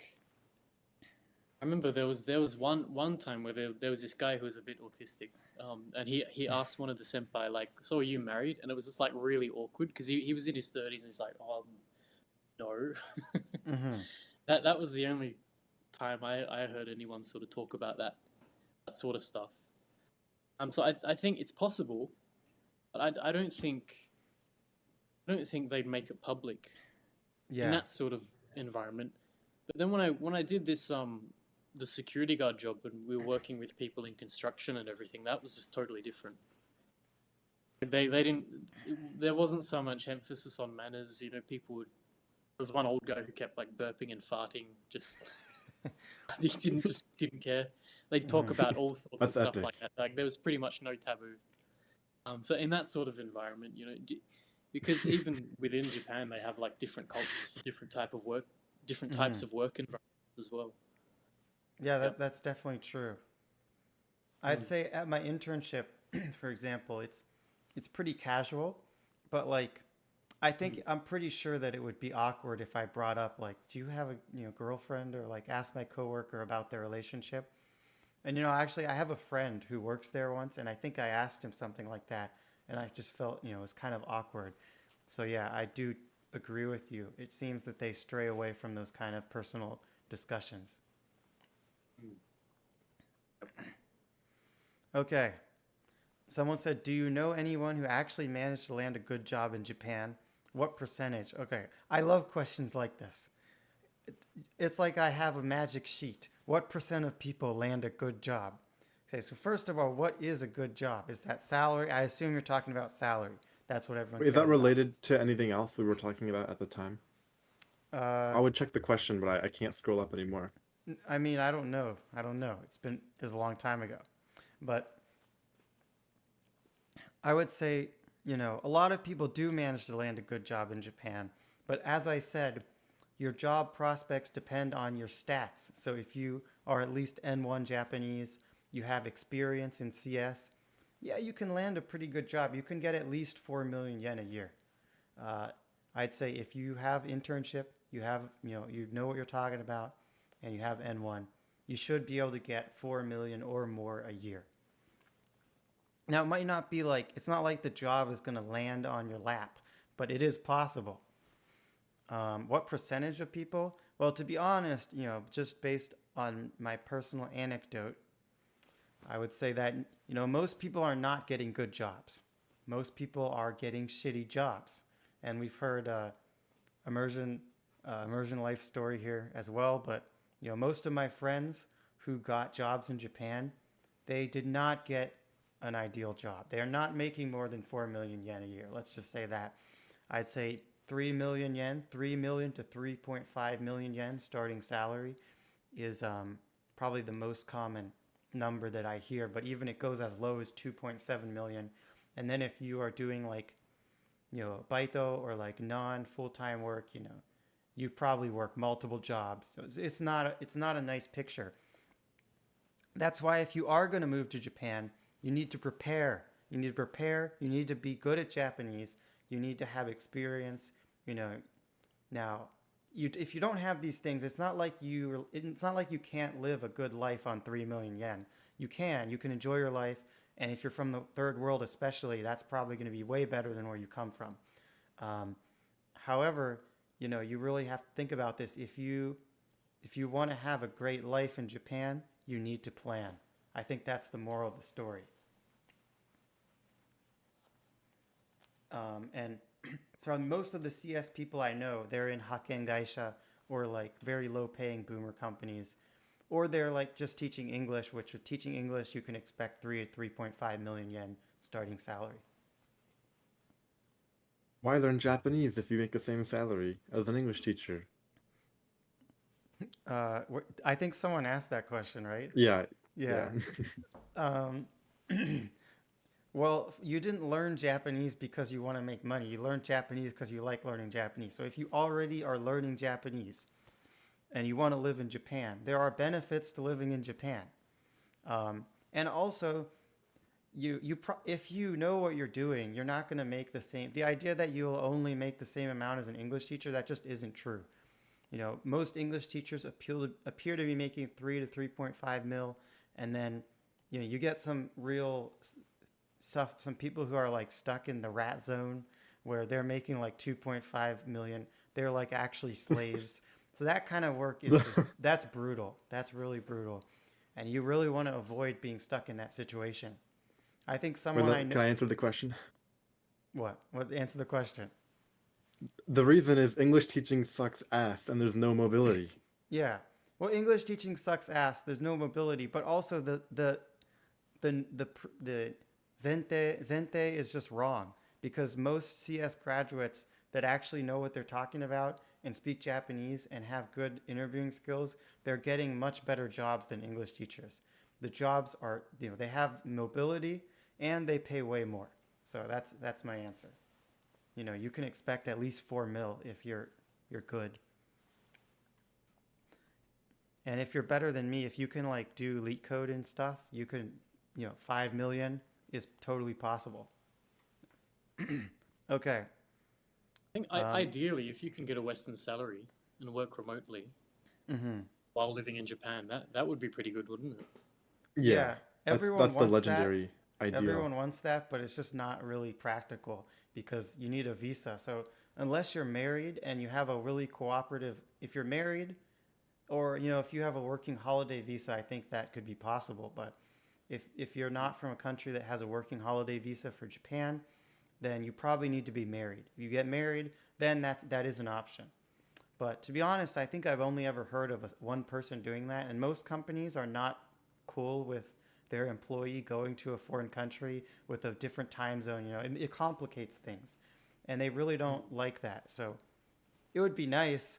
And I think if you're a YouTuber or something, you make money online, you have a business, and you have some way to live in Japan, obviously that's the best option. And then there's also English-only jobs, which are like, Google, and like AI engineers, this kind of stuff. That stuff pays just like Western jobs, but no normal person will ever get those jobs. That's just not reasonable. But if you are like, top of your field, then you can get a Western salary in Japan. It's not impossible. That is, and like I don't know much about this, but is doing visa runs possible? To say, like, how long can you stay in Japan on a tourist visa? 3 months. Oh. And so you can stay 3 months in a row, and then you can stay 6 months out of a year. So in theory, you could visa run like countries in Asia and do a remote job if your company allowed it. I think that's an option. Okay, yeah. You could Fair enough. you could live in like Vietnam 3 months, Thailand 3 months, Japan 3 months, and then switch between. That seems like if you want to live that lifestyle. But if you want to, I say most people aren't up for that because that's kind of a stressful lifestyle. If you want to, That would be really brutal long term. If you want to, stay put, live in Japan, it's just very unfortunate. You need a visa. Yep. Okay, what do you do to make your wagey fun?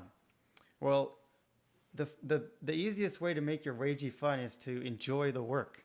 If you find it interesting, I mean, I think programming and coding and this kind of stuff is somewhat interesting. It's not the greatest thing in the world. I'd rather be jacking off, but it is an option. It is an option. To do something that you actually like. So if you like it, that's a benefit. And I think also is to not find your identity in your work. Your work is something that you do to to get paid. And it's nice if you enjoy your work, but a lot of people say that their work is everything, and then it just stops becoming enjoyable because that's all they think about. And they say like if you have a hobby and then you do it as a job, it's not fun anymore. So I think just dividing in your mind, this is work. I'm a different person. I'm a machine. I'm a rat. I'm a monkey. I'm cattle. And then roach. And then when roach mode is over, you're just a normal person. I'd say having this clear division in your mind between work and your personal life is important.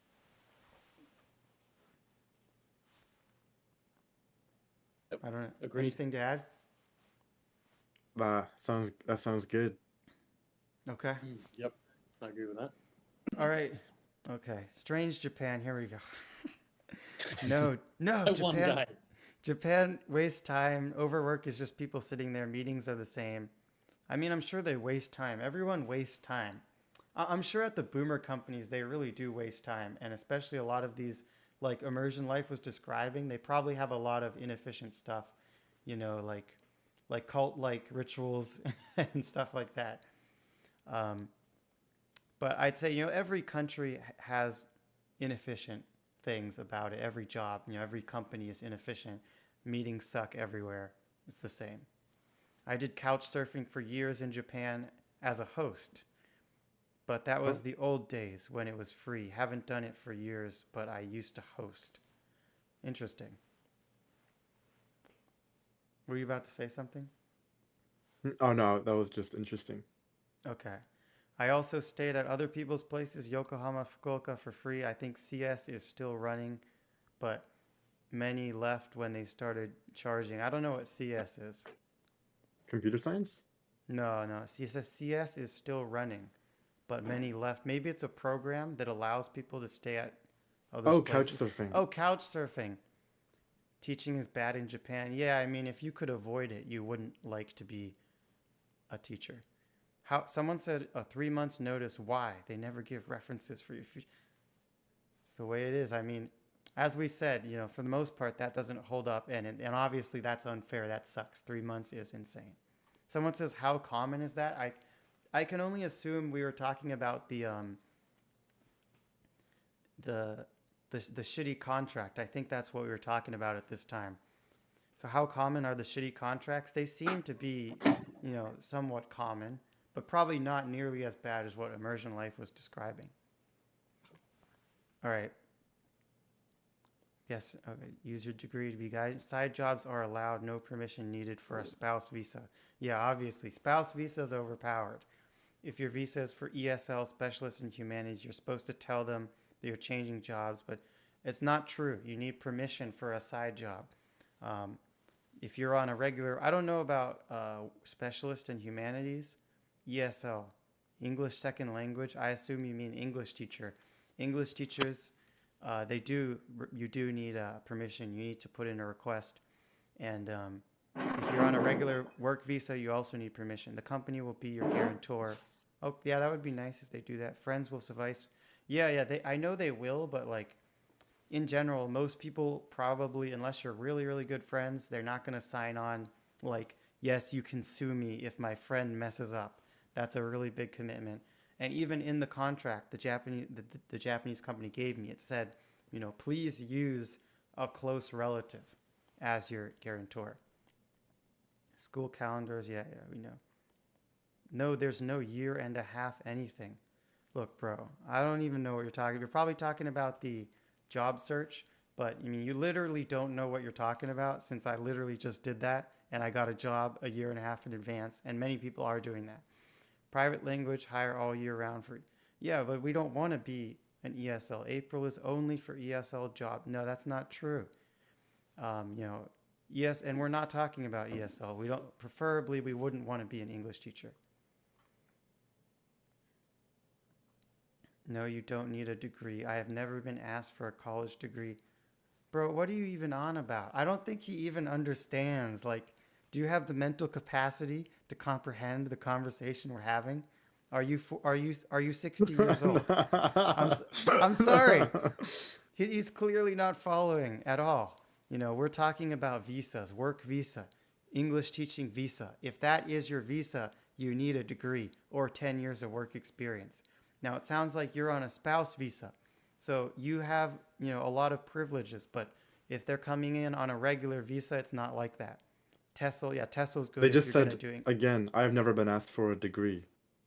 okay. Tessel, But that's you know, like, it's like on your resume. Like, you don't get an interview if you don't have a degree. They yeah. don't trust you. I mean, you can't get a visa. It's literally, that's how immigration works. If you are on a spouse visa or you have 10 years of work experience, maybe if you have like TESOL, maybe that's why he said TESOL. Maybe TESOL, they consider that equivalent and that's enough. I don't know. But in general, you do need a college degree. ITPEC, we were talking about that from American. I don't know what we were talking about at the time. They said immigration does not require a degree. It does. I mean, wait, it doesn't like require it, do they? I- Like, they can still sponsor you, even without a degree. They just usually won't, right? No, they require a degree, or 10 years of work experience or an equivalent, certification. Oh, okay. Yeah. So I mean, there are edge cases where immigration, maybe they don't, but I've never heard of someone who doesn't have 10 years of work experience or a degree or an equivalent certification, and they're not going to hire you. So, okay, awesome. Wife Max, yeah, Nampa based. Wife Max and Nampa. Digital nomad, yeah, Japan's digital nomad is ass. It's But literally yeah, just they remove the cooldown period, easiest right? long-term stay. Yeah, that's right. The digital nomad, first of all, you need a ton of paperwork to apply, and you can only stay for 6 months. It's not like a long-term thing. So it's just like an extended tourist visa. You need a master's in business now yeah, that sucks. Easiest long-term stay is marriage. Marriage is awesome. Well, marriage sucks. Maybe. I don't know. I've never been married, but the problem with a marriage visa is that you need to get married in order to do it, and you don't want to marry just a random person. You need 10 years and a minimum salary. I'm not sure what he's talking about By there. the way, they're still talking, like saying you're wrong about the immigration thing. Hmm. But I asked Dr. ChatGPT, and he said it's Well, literally required by law to look, get the work visa. I'm right. They can say I'm wrong, but I'm right. And It's literally required by law. if you did even the slightest amount of research, if you use those brain cells which are compelling you to type these comments, you would know that I'm right. And I'm talking specifically about the work visa. Okay? You can't work 10 years on ALT and get PR. Your income is too low. That's not how it works. The income thing is a point system. 10 years is if you don't go through the point system, which is the HSP, highly skilled person point system If you don't go through that, you can get it in 10 years. Or if you're married, you can get it quicker. Most jobs don't pay 300,000 yen a month for gaijin. There's no difference between the pay of a gaijin and a non-gaijin. If you're teaching English, you're not getting paid very much probably, and that's why, this is the case. Are all these questions from the same guy? Yes. That's I don't. hilarious. It is. It's hilarious. He thinks he thinks I think he he's is. just trolling you now. I can't tell if he's trolling or if he's just saying he actually believes this information, but We're being he- rage baited. he clearly hasn't done research. No, I'm playing into it because it's hilarious. I like making fun of this guy. That's funny. So, yeah, I mean, there are jobs that pay more than 300,000. I mean, a lot of them, they have a monthly salary. We're talking new grads. So if you have experience in an actual career, you're not an English teacher. I think this guy's whole paradigm of reality is based on being an ALT and an English teacher. We are not With a talking spouse about visa. English teachers. With a And doesn't spouse speak visa. Japanese. Yeah, and doesn't speak Japanese. So you literally have no idea what's going on. I'm sorry. But anyway, here's the deal. As a new grad, it is pretty rare to get a job that pays more than 300,000 yen. And if you're an English teacher, it's going to be hard to find a job that pays more than $300,000 a month ever, because you're the bottom of society as an English teacher.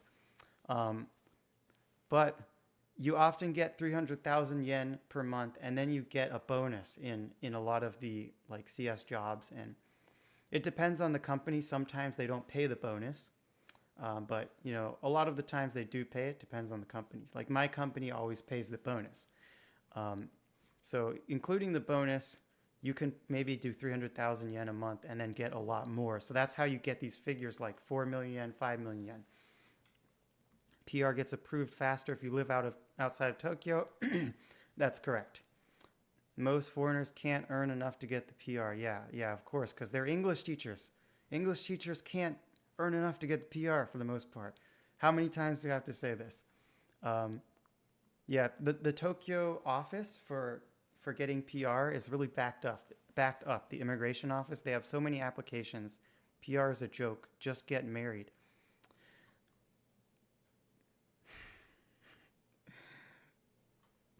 Bro, dude, I think we have an IQ problem. I'm sorry. I think You've been diagnosed with low IQ. Okay, I'm gonna stop. I think I'm gonna. We can get PR. Yeah, you can get PR by being married, but why? You are married. Just renew your spouse visa. Well, hopefully you have a positive relationship with your spouse, but if things go tits up, you might want a backup plan.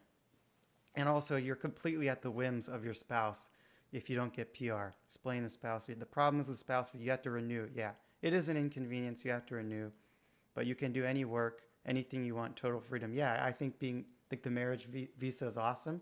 If you want to get married, that's probably the best way to live in Japan, to be honest, because you have no restrictions.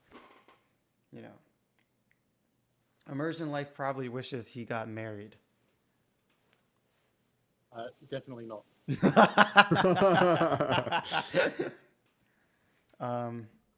Just make the biggest decision of your life, bro. It's easy.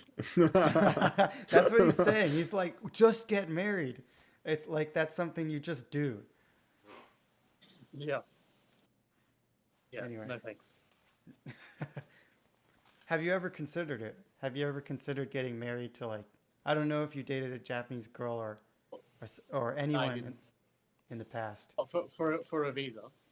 For a visa, yeah. No, okay. These hosts aren't married, so they are neurotic about permanent residency points. Listen to them spazzing out about points. Bro, do you not understand that marriage is a serious commitment, and we're like kids. Dude, they're like poof. Yeah, they're like poof. Just get married, bro. Why don't you get married? It's like, do you understand anything? CS students get married. No, not usually. Not usually, but in Japan they probably get married, but actually I'll take that back. I think CS students actually do get married because they tend to make a lot of money even in the West, and have stable careers. Like my cousin is CS and he's married. He's like 30, so But I'm 22. He's 20. So you're like, just get married, bro. Like we're children. We're not gonna just get married. And even if you're older, that's a huge decision. No, you don't just get married to get a visa. CS, blah, blah, blah. Qualifying, blah, blah, blah. Okay. Blah, blah, blah, blah. Get married. Well, then can I get a job like a janitor? Yes. You can get a job as a janitor if you get married. I know there's this guy, and he really wants to be a janitor in Japan. That's the context. Okay. He wants to be a janitor. Yeah. Yes. Or like a crab Like his dream fisherman. job. Yeah, or like maybe a Does he have a crab passion fisherman. for toilets or something? Yeah, kind of. Okay. Fair enough. Ichigo.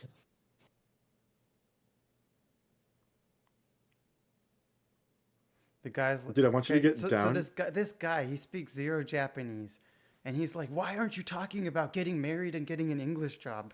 Because we speak Japanese and we want to have a real career. English teaching is like a dead end career. It's unfortunate. Now, if you start, I think he said he started an English teaching school or something. I think that's This awesome. person has a bachelor's and a master's, by the way. How? But anyway, he said he started a business. I think that's respectable. That's cool.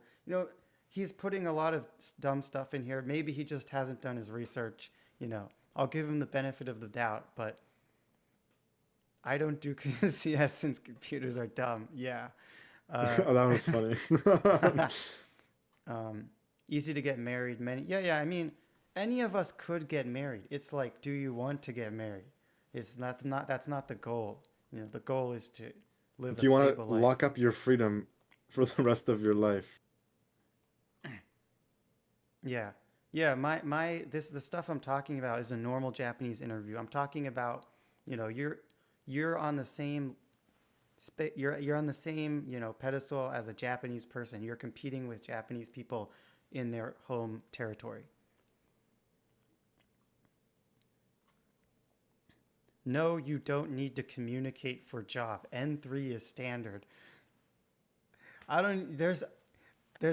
It speaks for itself. There's nothing I could say. I've never heard of N3 being like good enough to do literally anything. I think N5 should be enough, shouldn't it? Yeah, honestly, you don't even need N5. Maybe like almost halfway. Yeah. Probably not yet. As long as you Preparing- can say konnichiwa. If You're can, preparing to I'm study preparing. N5. I'm preparing for N5. Put that on my resume. Preparing for N5 next year. Next year, but it's January. I know zero Japanese, but I plan to start studying it someday. Mhm. Should be good enough. Yeah. Dude, you can be an English teacher now. Yeah. Yeah. N1 is a waste of time. Your salary will be the same as not. Yeah, only if you're an English teacher. If you're doing anything real, then yeah, if you're good at Japanese, that matters. I can't imagine being able to hold an adult conversation with just N3. Exactly. See, this guy knows what's up. Wait, who said that? Ken-chan. I don't know who that is. Your salary doesn't change because you're That was N1 or N3. someone in our server. That person, they said their Mhm. name was YY in our server, but they're not very Oh. active. Or maybe they are recently. But Your they haven't salary been. doesn't change because you're N1 or N3. It does if you're well, first of all, you won't even get a job if you can't speak. But you can probably get hakken jobs with N3. However, obviously the better you are at speaking, the more likely you are to get a better job. And you said pay raises don't exist. They definitely do. Most real jobs have some yearly or maybe every 2 years they have reconsideration of your contract for pay raises. Whether you actually get a pay raise, I don't know. I'm sure it's not easy. I'm sure they don't want to raise your pay. No company does. But it's not like it doesn't exist. Yes, spouse visa, no, not full rights. But you can't, yeah, spouse visa is great. We know. Dude, Kai just said N1 is a waste of time. Just learn Korean. Fuck. He's our friend. No. Yeah, that's honestly true. Just learn Korean and then be a slave. But at Yeah, least you have a hot They're wife. even worse over there, aren't they, than Japan? in Dude, terms of it's worse, bro. slave culture. He said, "Go to Japan only if you are debt free in your country. Only then can you get ahead. Yeah, I agree. Yeah, that's true. CS grad janitor, ESL teacher are all the same salary. I mean, that's just literally wrong. Now, there are CS jobs which are the same salary as an English teacher. But if you are good at Japanese and you have qualifications, you can definitely get a job that's better. And in fact, I got a job which is much better. And you have bonuses and you get a raise in like a year or two and have a career. Yeah. Contracts don't matter. They all say go home. I mean, this guy seems extremely jaded. Yeah, I mean, it depends on the company. But yeah, a lot of contracts are sucky. Salaries are low everywhere. I mean, yeah, there are low salaries everywhere. Just, I'm not if there's two different kinds of people. You just need a job. You need a job in Japan and you don't have a lot of prospects. Or you have a little bit of experience, you're kind of good at Japanese. Those are the people that I really think will do well in Japan. If you're desperate, you may be able to get a job in Japan where you wouldn't be able to do that in maybe your home country. But, if you're not desperate, ideally you don't want to be desperate. You want to have a plan, you want to have some experience, you want to be good at Japanese. Who cares about startups and mid-sized companies? They don't pay low also. There's definitely, and I mean, you seem like an older person. When did you even do shukatsu? The market has actually changed quite a bit. In the past, I think it was more difficult to find jobs as a new grad that offered, competitive salaries. But nowadays, I literally interviewed at many different companies, probably at least 30 companies, 20 to 30 companies, and I applied to hundreds of companies. So I know what I'm talking about. Many jobs offer competitive salaries, and it's generally startups and mid-sized companies who also hire foreigners. I'm checking out this guy's YouTube channel actually. So you have a YouTube channel? Good night Yeah. to Gaijin Arc. Do you think switching from a business major to a comp sci major is worth it? I mean, probably comp sci is more useful. You're more likely to get a decent job with that. If you're a business major and you're trying to get a job in Japan, probably your only route is to be an English teacher, which, if you're okay with that, that's fine. But comp sci Wait, has dude, hold on. more possibility. This guy Strange Japan has a video called Anal Sex Oasis or Desert, and Japan is Disneyland for sexual predators. Dude, this is awesome. I gotta watch these later. He has made a lot of videos. This is really cool, actually. Yeah, I mean, thank Well, you. what sort of people is this stream attracting? Yeah. See, the target audience of this stream was supposed to be, competent immersion learners who are interested in living in Japan. They want to know what that life will look like. But we got some people in here that are definitely not in the target audience. What are your CS salaries? Well, my salary is 4.8 million yen. It's a base pay of 4 million yen with a variable bonus of 0.8 million yen. And so that's a pretty competitive salary for any new grad. It's above average if you look at the average salary in Japan. So, that's much better than most English teachers. Oh my goodness. Someone Is he what is spurging it? out? Silly Sir Pantene said we're not self-aware at the AJATT community. I mean, And then Strange yeah. Japan said no one cares about immersion. If you're retarded, then maybe you don't care about immersion. Dude, this But- guy seems to hate Japanese. I don't know why he's even in Japan. Why is he here? Nah. Well, we three care about it, yeah. Even Yeah. if no Dude, one I else freaking love Japanese, bro. What are your salaries, monthly pay? Yeah, I I told would have, you. I told dude, you. I would have an anal sex oasis with Japanese, if you know what I mean. How much does a job from Boston I had a Career question. Forum pay? It's like, how much does a job from Boston Career Forum pay? It's like saying, how much? How much does how does much? a job pay? What is a Yeah, how job? much? What is a job? How much? What job? What company? No. What are you doing? I mean, you could probably get a job at Boston Career Forum that pays less than a convenience store, but you could get a job that pays seven. You could get a job that pays 7 million yen a year. There are plenty of jobs like that on there. So it really depends about your skill level. How valuable are you? Do more voice crack. Funny as fuck. That's good. Nampa is a numbers game. See, you can tell he's kind of got this guy's into Nampa, but he doesn't speak Japanese at all. He's an English teacher, or he owns an English establishment. He's married. You know, you can kind of get a picture of what kind of person this is. Help. What Sorry, salary he's does N1 and N2 get? Oh, go ahead. Go ahead. I was just saying, he's married and he's into Nampa, is he? Yeah. Well, I hope that was I before hope he he's got not married. anymore. Yeah. Yeah. Nampa's cool Who knows? though. Maybe his wife's okay with it. You know. Oh, true. There are women like that in the world. You know, just the other day, I had a Japanese person tell me that a girl tell me she would be okay with her husband going to the fuzoku, which that always blows my mind. It blows something else too.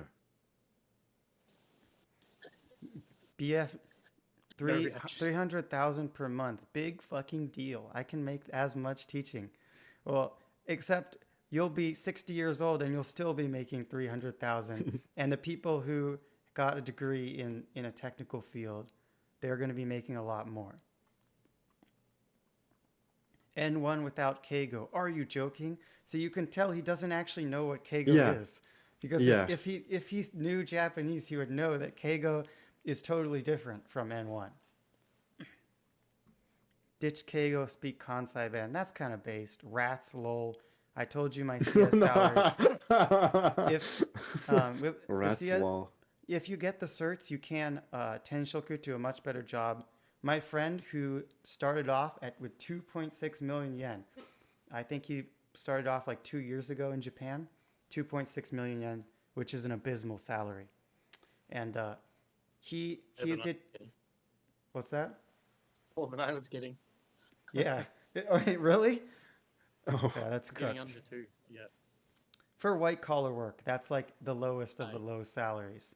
And he transferred to a new job in like 2 years, and now he makes over 5 million yen. And Whoa. yeah, That's I not mean, bad, yeah. yeah, so that's like what you can expect. I mean, he's good Wait, at 2 Japanese. years up to 5 million? Yeah. And he's good at Do Japanese. you think that's typical? Probably. You know, Well, you could have a pretty decent life, couldn't you? If you're Yeah. making 5 million. Yeah. Yeah. and if you start out higher, then it's even easier. So I'm starting out with 4.8. And so when Nice. I go to a new job, I'm going to be able to negotiate for a lot more. Like I'm hoping maybe 7 million yen for a second job. So it really depends, you know, what kind of job you get at first. In War America, you get pay raises when you leave companies. You do exactly the same in Japan. I just told you that's what my friend did. Lots of people do. Japan is the opposite. It's I love not. this guy. Dude, everything he says is just wrong. I've never seen anyone say so many incorrect things.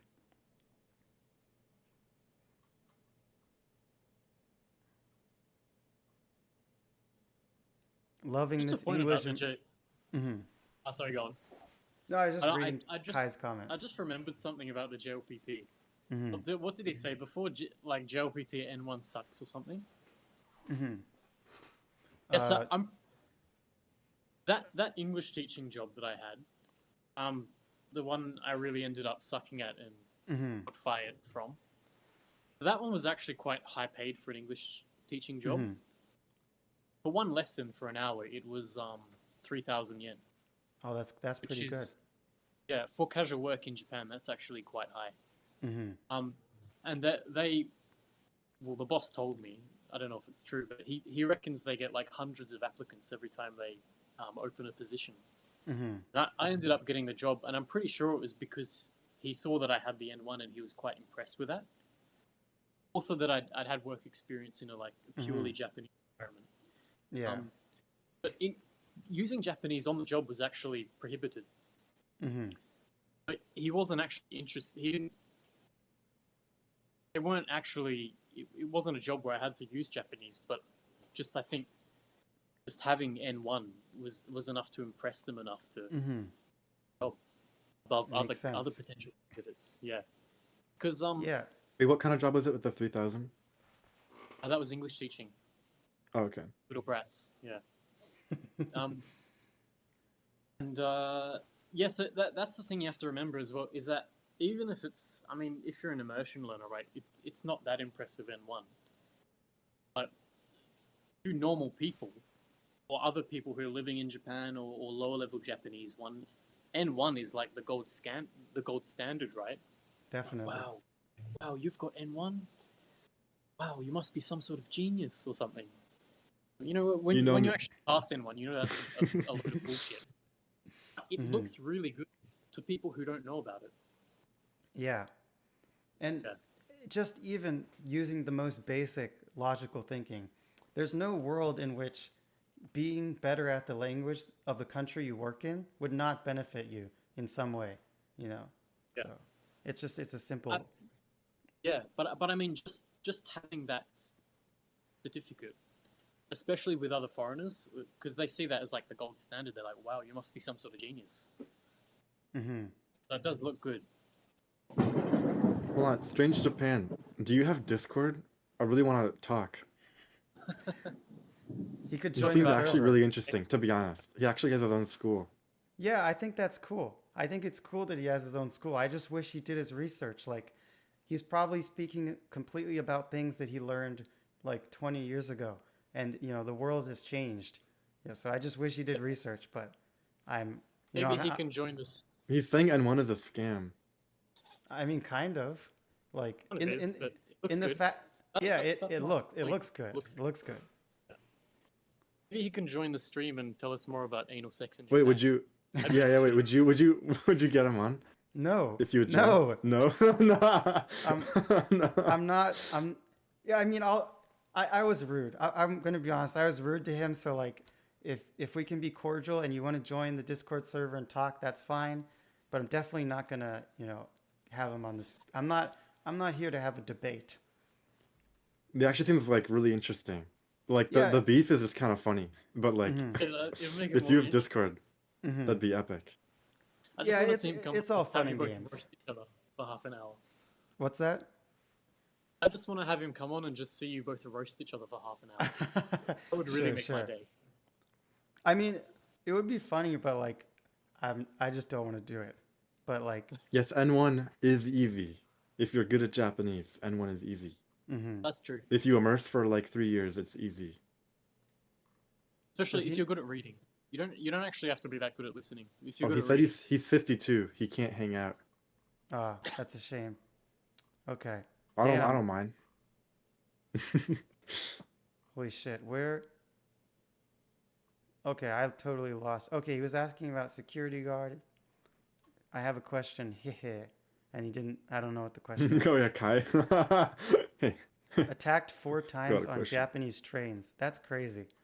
What line? Odakyu line staff told me tackers are 50 Japanese salarymen. That's crazy. Maybe, yeah, I'd say especially women, you know, they get harassed a lot on the train. I'd say most of the girls I've talked to have been sexually harassed in some form in their life in Japan. That's unfortunate.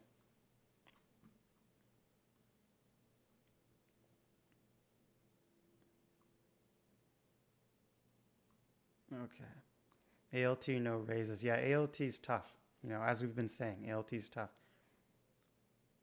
It's interesting. Why like, does I don't know this- why he thinks there's no mobility for CS work, because you know clearly there is. I know many people who have done such the things. stream is like aimed at people who are good at Japanese, but like Mhm.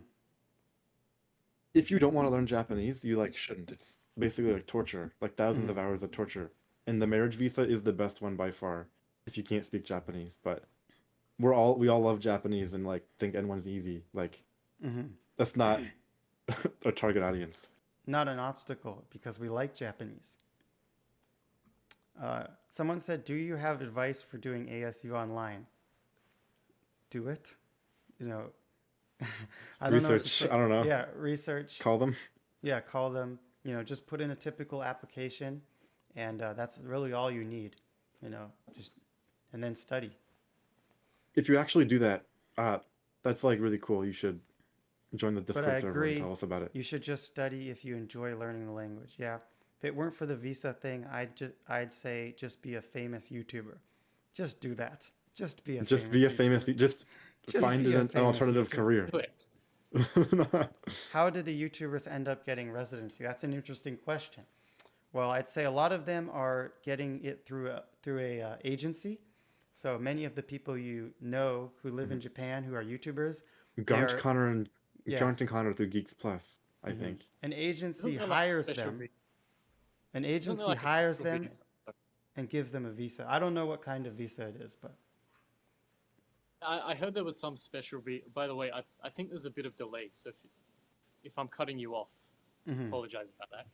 But I heard there was some sort of special visa for like people who are famous or people who like freelancing and all that sort of stuff. I don't know Is about. there? I've I only haven't heard heard of, vaguely. I don't know any details about it. I haven't heard of it, Sort but of performers and people like that, people involved in the arts. a cultural visa maybe. Oh, Possibly. I've heard of that. I think that's different because it's specifically related to Japanese culture. Um, but I would say, like PewDiePie, for example, lives in Japan, and he did that by starting a business, so business manager visa. So if you have the funds and the means, you can start a business, or you can sign on to an agency which will sponsor your visa. But otherwise, you know, it's quite difficult. Every job. Oh, go ahead. You just make some sort of like paper company, just get a visa through that. Yeah, but they're really kind of getting strict about it. So you have to like prove that your company's making money and all this kind of stuff. So you probably need a Okay. real company. Yep. Every job is fine for. Okay, okay. I'm not gonna read any more of this nonsense. You know, if No, you do have it, some, do it. It's funny. every Do it. job is fine for surviving in Japan, regardless of Japanese ability. Every That job, speaks for every itself. job, every single job. Dude, I know Immersion Life knows all about that. Every single job is totally fine. But yeah, I had a great time. You know, You actually don't need money in Japan. You can actually live for free. hmm oh, yeah, You just yeah, have to be of course. homeless. Nah. It's On my not street there was an old guy who lived in a tent, so you could always do that. in Oh, Japan. Kai, I saw you posted a question, but we're going from like latest or like Mhm. latest first. We're gonna Yeah. get to it. In the interest of fairness, I feel like working in Japan isn't worth it anymore if you're not in tech. And then before this, he said something about debt. And as I said, if you're in debt, it's probably not a good idea. I feel like working in Japan isn't worth it anymore if you're not in tech because Japan's economy is going down. The government is being more anti-foreigner. I think there's truth to that. Honestly, I think the careers outside of tech are really not that lucrative in Japan unless you're like an international business person, you're in law, or you're in some way specialized. I think that, you know, the only viable career is really tech or like English teaching. You know, that's about it. And then if you're specialized, you can get lucky, you can get a role. But for the most part, it's just tech. Not sure when the visa cost will get out of control. Yeah, that was a lot. They raised the visa cost to renew your visa. I'd say that's pretty unreasonable. Sales tax. Yeah, I mean they're going to keep raising the taxes. That makes sense. You know, it's an aging country, probably, unless there's some kind of political crisis, financial crisis, which there probably will be. I really want to make Japanese a good opportunity for growing myself and also as a job, but the government and the weak yen is really making it.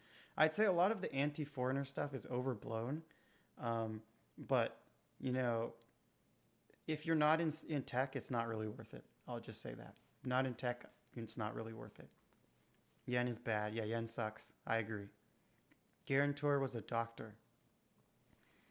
Though working with Japanese companies in my country is still an okay opportunity because because Japan is investing stuff. Yeah, I think that's always, if you want to stay in your country and somehow use your Japanese to work with a Japanese company or something, I think that's cool. Okay, skip this nonsense. I think you should just ignore him. Sounds like you're arguing with Reddit. Yeah, I know. Redditor. You are high. Working visa, no degree from immigrate. This was the stuff he was posting live as you were reading Yeah. the past questions. Is it harder to even visit Japan? The visa cost. It's not harder to visit Japan. It's always been the same for the most part. I hear that there's some maybe extra foreigner fees involved these days, but I don't know. It's probably mostly the same. I think Airbnbs and hotels are a little more expensive than they used to be. That's for sure. In your opinion, yes, my opinion. Jobs expect a degree. They never ask to see it. When you submit your application for a work visa, you are required to, produce proof of a degree. However, there are people who have faked the degree. I know a guy who got a counterfeit degree made, and he actually got a visa in Japan and is living there right now. So it is possible to fake your degree, but should you do that, if you get caught, you're going to get sent back. It just seems like a terrible idea. I don't know. What do you guys think about that? Actually, you never told me about that. That's kind of awesome. Is he from Yeah. DJT? He is. I Okay, mean, yeah. I'm surprised about that. I wouldn't be surprised if it worked in somewhere like Vietnam or something, but in Japan, that's Hold on, impressive. Strange Japan. Are you basing Well- this on, like, did you research? Like, can you put, like, any source that says you don't need one? But yeah, what was I saying? Yeah, you can lie.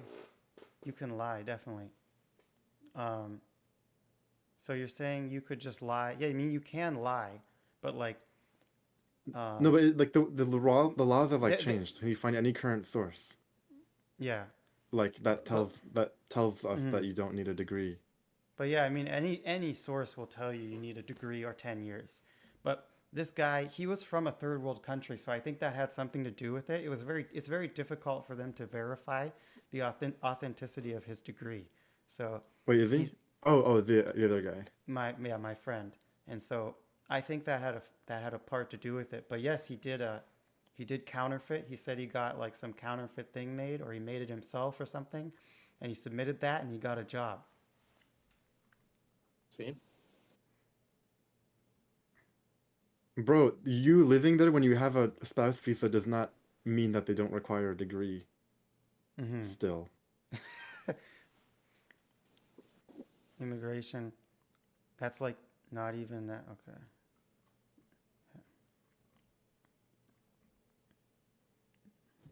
Yeah, I'm not gonna respond to that. Yeah, I think it's terrible for non-white Southeast Asian get and live. I don't know. I don't know what he's talking about. If you're not white, you're from a poor country in Southeast Asia. They love Japan. Why are there a bazillion of them trying to move to Japan, learning Japanese? It's because they like Japan. Because Japan, actually yen goes a long way in their country. The salaries in Japan are high to them. So I don't know any of the people here. The guy who said, Dude, he won't find a source, but is still saying you're lying. yeah. I mean, Dude, I post a don't, website that says it. I don't care. I'm actually curious. Okay. This is so funny, actually. Waifu I think we're being visa. rage baited. Oh, Devipo is in here. Waifu visa is OP. I'm not even going to engage with people like this. He doesn't even know what he's talking about. Can't do any jobs on a spouse visa. What? What? What is he even... If only Jack was here to hear this.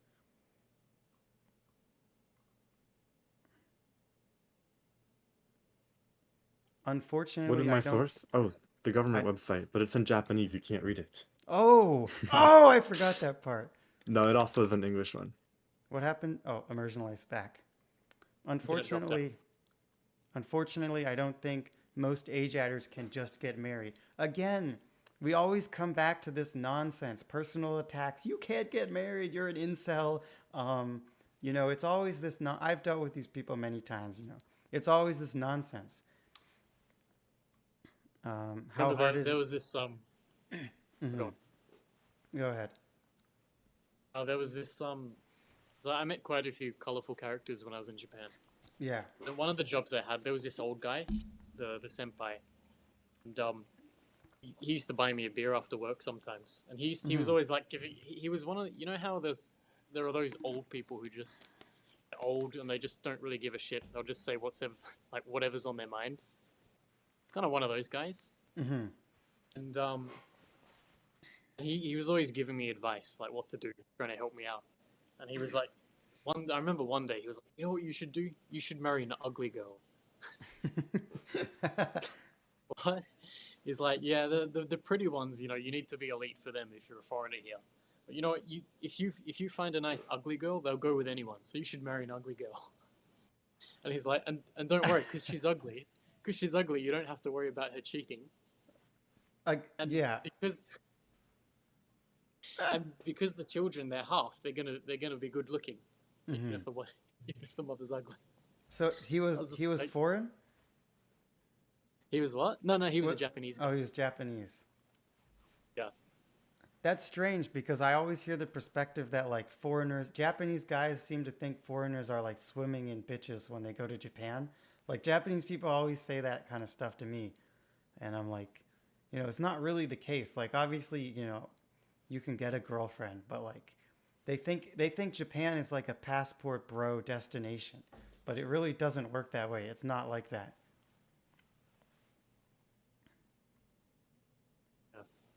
Well, I haven't tried, so no comment. Got to Man. try next time. Next time you go to Japan. Try together. Have a threesome. True. We can share. Yeah, sure. Okay, salary, blah blah blah blah blah blah. Okay. What do you guys think about? Oh, Kai asked about how hard it is to get a job at a gym in Japan after marriage. I don't know, but Kai's ripped, and you've done coaching before. So if you're married, if you have work permission in Japan, I definitely think you can do it. It seems possible, but I'm not the one to ask. We should probably get Ojiman to answer that question.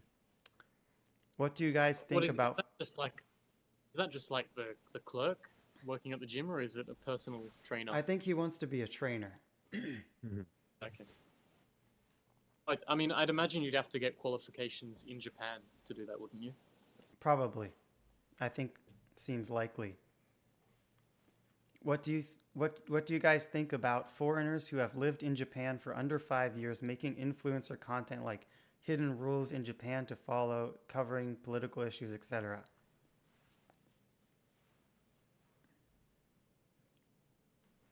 Well, I Go couldn't ahead first. quite comprehend the question. What Wait, do I you can think find about foreigners who have lived in Japan for under 5 years and they're talking about like hidden rules, covering political Oh. topics? I think he's asking basically, do you think they're qualified to Like speak about these J-vloggers? issues? Yeah. I mean, I haven't lived in Japan. I mean, like, are you qualified to speak about getting a job in Japan? I would say yes, because you only talk about what you know. Mm-hmm. And you say you don't know when you don't know. Yeah. And I mean, if what they're saying is like actually true, Mm-hmm. then it's fine. Especially I mean, you if they could learn a lot in 5 years. Especially I if think they it's speak totally fine. Japanese. If they speak If Japanese, they speak then I Japanese, think they're they know. qualified. I Do you mean, have an? with that sort of online content, just about anything in any genre, you have to be really. I mean, you always take everything with a grain of salt because in any genre, there's always going to just be people posting just making up shit and putting it out online. Mm-hmm. And I mean, with the internet, anyone can post anything they want online. And if you play the algorithms right, it's probably going to get a lot of views and a lot of attention from people. Yeah. So I'm just like, well, okay, it's just another shit video that's made up and it's not Mhm. really true.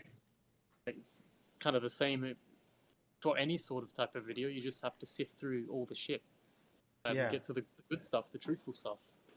Yeah, most of that content does kind of suck. There are people who are qualified, like Dogen. I think Dogen's videos are really good. He talks about this kind of stuff recently. What do you think of Japan's semiconductor industry? Well, I think Japan has a really strong semiconductor industry. Actually, I've done professional translation gigs for semiconductor companies. And, they have a huge semiconductor industry. I'd say it's one of the strongest in the country. Most of the machines and equipment used in semiconductors factories has like Japanese components or is manufactured by Japanese companies. So yeah, I think that's a good industry. It depends what you do in that industry as to whether you have mobility, though. You want to get into a career. Okay. 4.8 million is solid. Well done. Yeah. No one cares about immersion. Okay. Someone said this has to be rage bait. Definitely. You said Nampa is a numbers game. It is. Nampa, Nampa, Nampa, Nampa, Nampa. Go to the Fuzoku. CS jobs don't get raises. Have you worked a CS job? Do you know anyone who has? You don't know anything. We should all aspire to be like Oriental Pearl. Now that is the truest thing I've heard all day. Dude, Wilford, I'll have you know, the Wilford said I look like Oriental Pearl. What if Strange Japan is actually Wilford? Wouldn't that be incredible? Dude, I would have like a nirvanic experience. Did you bro. guys try I and would learn offend. Korean? No, I didn't try and learn Korean. We are anti-Korean here, except for immersion life. I think he's Anti-Korean, considered it. learning the language. We like Korea. Yeah.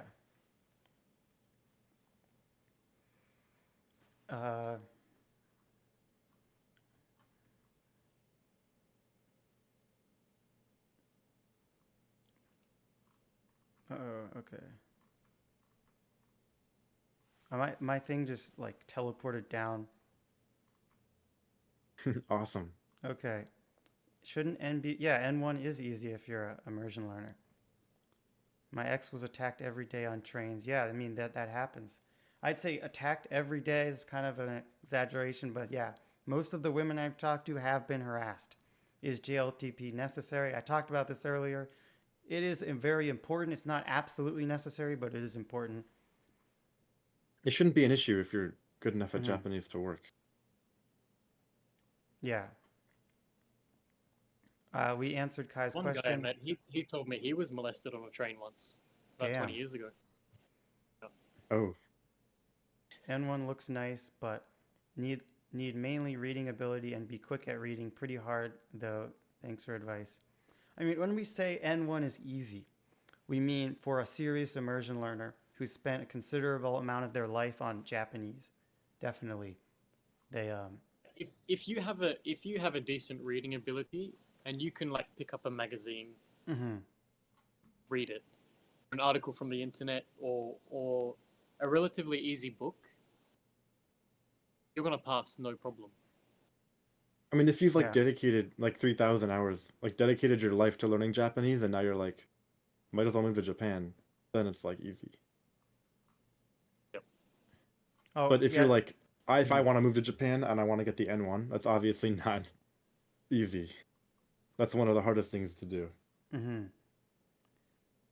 The thing is, because if you do have a decent reading ability, then it's easy to pass. Because we're all from like Japanese to Japan, not like want to go to Japan so we learn Japanese. Yeah. But the thing is too, to actually get to the level where you can read decently requires a lot of time and effort. Yeah. Mm-hmm. Definitely. I mean, it takes Okay. 2,000 to 3,000 hours probably to pass, but I'm just going to ignore a lot of this stuff here because it's just not worth responding to. Okay, Zaft, Seven Fuentes, thank you. What sort of routes are there in CS at this point? Already have a degree, but may not be aware of some of the options available. Well, I mean, the routes are you do it online, you go to Boston Career Forum in America if you're in America, or you go to like a language school and do a job search in real life in Japan. So those are the options, or a working holiday visa or something like that. So yeah, I mean, really just get experience, get a degree, and apply online. That's the easiest way to get started. This guy is like so low IQ. His whole argument is mean, based around this idea of like, I went to renew my visa 2 weeks ago. I didn't need a degree, but you're on a spouse visa, and we never said spouse visas require degrees. Not only listen, that, like to be fair, none of us have tried to get a job without a degree because everywhere online on the government official website says you need one. So we wouldn't yeah, do that. So we Well, don't know for absolute sure Mhm. that they check at immigration. Even if you want an English teaching degree, But you can at least agree that the government website says you need it. yeah, like even if you want an English teaching job, you still need a degree. I'm pretty sure. yeah, and Bachelor degree. everyone knows that the JET program requires a degree, and that's like the starter English teaching program, because that's the law. Okay. Not just Japan, just Asia in general. You Yeah, need a yeah. degree. Korea is English the teaching. same way. Yep. Okay, now we can finally get to the real questions, which were submitted on Discord in advance. So I know this is getting very long, but we have to answer the questions. Dude, no one's watching it. Everyone who many asked the are there? question's already asleep, bro. How many are there? I don't know, not that many. Okay. Okay, let's go back to. We're at 3 hours and 45 minutes, bro. We're gonna beat Howard Blast. Oh, yeah. Okay, first question. Will, and please, Immersion Life, feel free to chime in. I know you've gotten a little silent. I don't want to, No, it's okay. exclude you. Okay. Will translation and interpretation jobs in Japan still be competitive as an AJATTer? I've heard they are very competitive, but I wonder if this is just for the traditional learner who has a lower Japanese level. How important is it to specialize in a field, medical, legal, political, technical, financial, versus doing media or corporate? As an AJATTer, how should I go about preparing to pick a specialization for translation/interpretation? How should I go about learning the domain, vocab, kanji, given that they are likely extremely rare and native speakers may not even know them? I have looked into this a little bit, into interpreting, because I did consider it for a time. As far as I'm aware, you can, if you're just doing translation, you can get by with a pretty low level of Japanese. But for interpreting, that actually requires you to understand everything that's being said and translate it accurately, interpret it accurately into the other language, and vice versa, right? As far as I'm aware, you need actually quite a very high level to do interpreting. As far as specializing in a specific field, if you actually want to make decent money, from what I've read, you need to pick a field to specialize in and learn all the terminology and everything from that specific field. If you actually want to make decent money. Yeah, I was going to say the same thing. So I've done translation gigs before in America, and basically all of the translation involves specialized knowledge. So I did semiconductor companies, and now it was in America and it was a small company, so they were willing to hire an amateur. But for any serious job, interpretation, translation, yeah, you need to be specialized and you need to pick a field. Now, I don't know what field you pick, but I think semiconductors, technology is a good one. Law is one of the most lucrative ones. Most of the translation gigs I've seen online are for legal related things, paperwork, invoices, stuff like that. But I'm not an interpreter, so it's difficult for me to give you specific advice. And I also think that interpreting is very competitive, especially with the advent of AI. AI may steal this job from you if you really, you may work hard and then your job may be taken. So I think all things that's the reason I think all things considered, it's a risky career.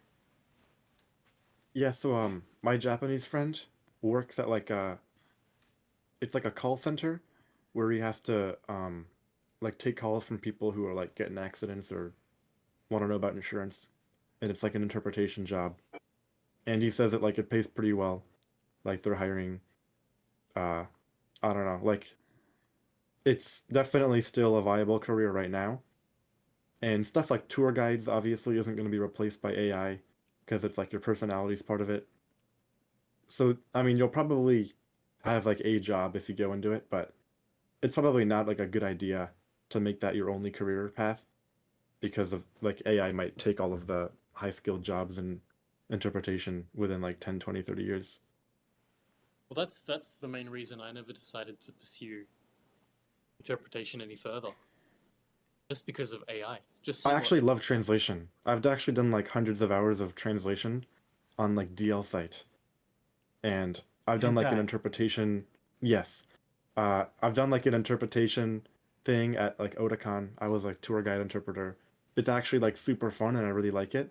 And I would totally pursue it if AI wasn't like I wasn't scared of AI. Yeah. it does look like a fun job. Interpretation. Yeah. Yep. If you had to start immersion again, knowing what you know now, what would you stop doing as a beginner that feels productive that actually isn't? Well, Studying grammar. I wouldn't have done RTK. That's the first thing. I would never have done RTK, and I did one Ikani. I wouldn't have tried to learn how to write kanji. I wouldn't have done Duolingo, and I would also not study grammar as much probably. Hmm. Yeah, I was like autistic about like conjugations and stuff for like 2 weeks until I got super stressed and gave up. And giving up on grammar was like the best decision. And then I wasted time on like Wanikani. I just like learn words and stuff. Okay, we've got some really important statements here. If I was a defenseless Chinese woman, I think I'd be in love with Furitar. Thank you. Thank you, Zeft. I would be in love. See, If you were yourself, I would be in love with you too. that's one of those things that you really can't tell whether it's supposed to be a compliment or an insult. Like, What? so That's totally a compliment, bro. I know it's a compliment because Zaf's saying it, but it could be an insult. But do you think my friend who owns a truck company can sponsor my visa as a CS degree, and then I work as a truck driver? Wait, maybe. Wait. I mean, Why not? I think it might be theoretically possible, but I'm pretty sure there's a stipulation that it needs to be high skilled work, and they need to prove that they need a foreigner or something, or they need to indicate that there's something about you that makes you specially qualified for it. I don't work in immigration, but that's what I've heard, and people I've talked to have said that. So it seems unlikely that that would pan out for you. But I'd like to hear Immersion Life's answer to the previous question about starting immersion again, what you would do differently. I would have focused more on listening compared to reading.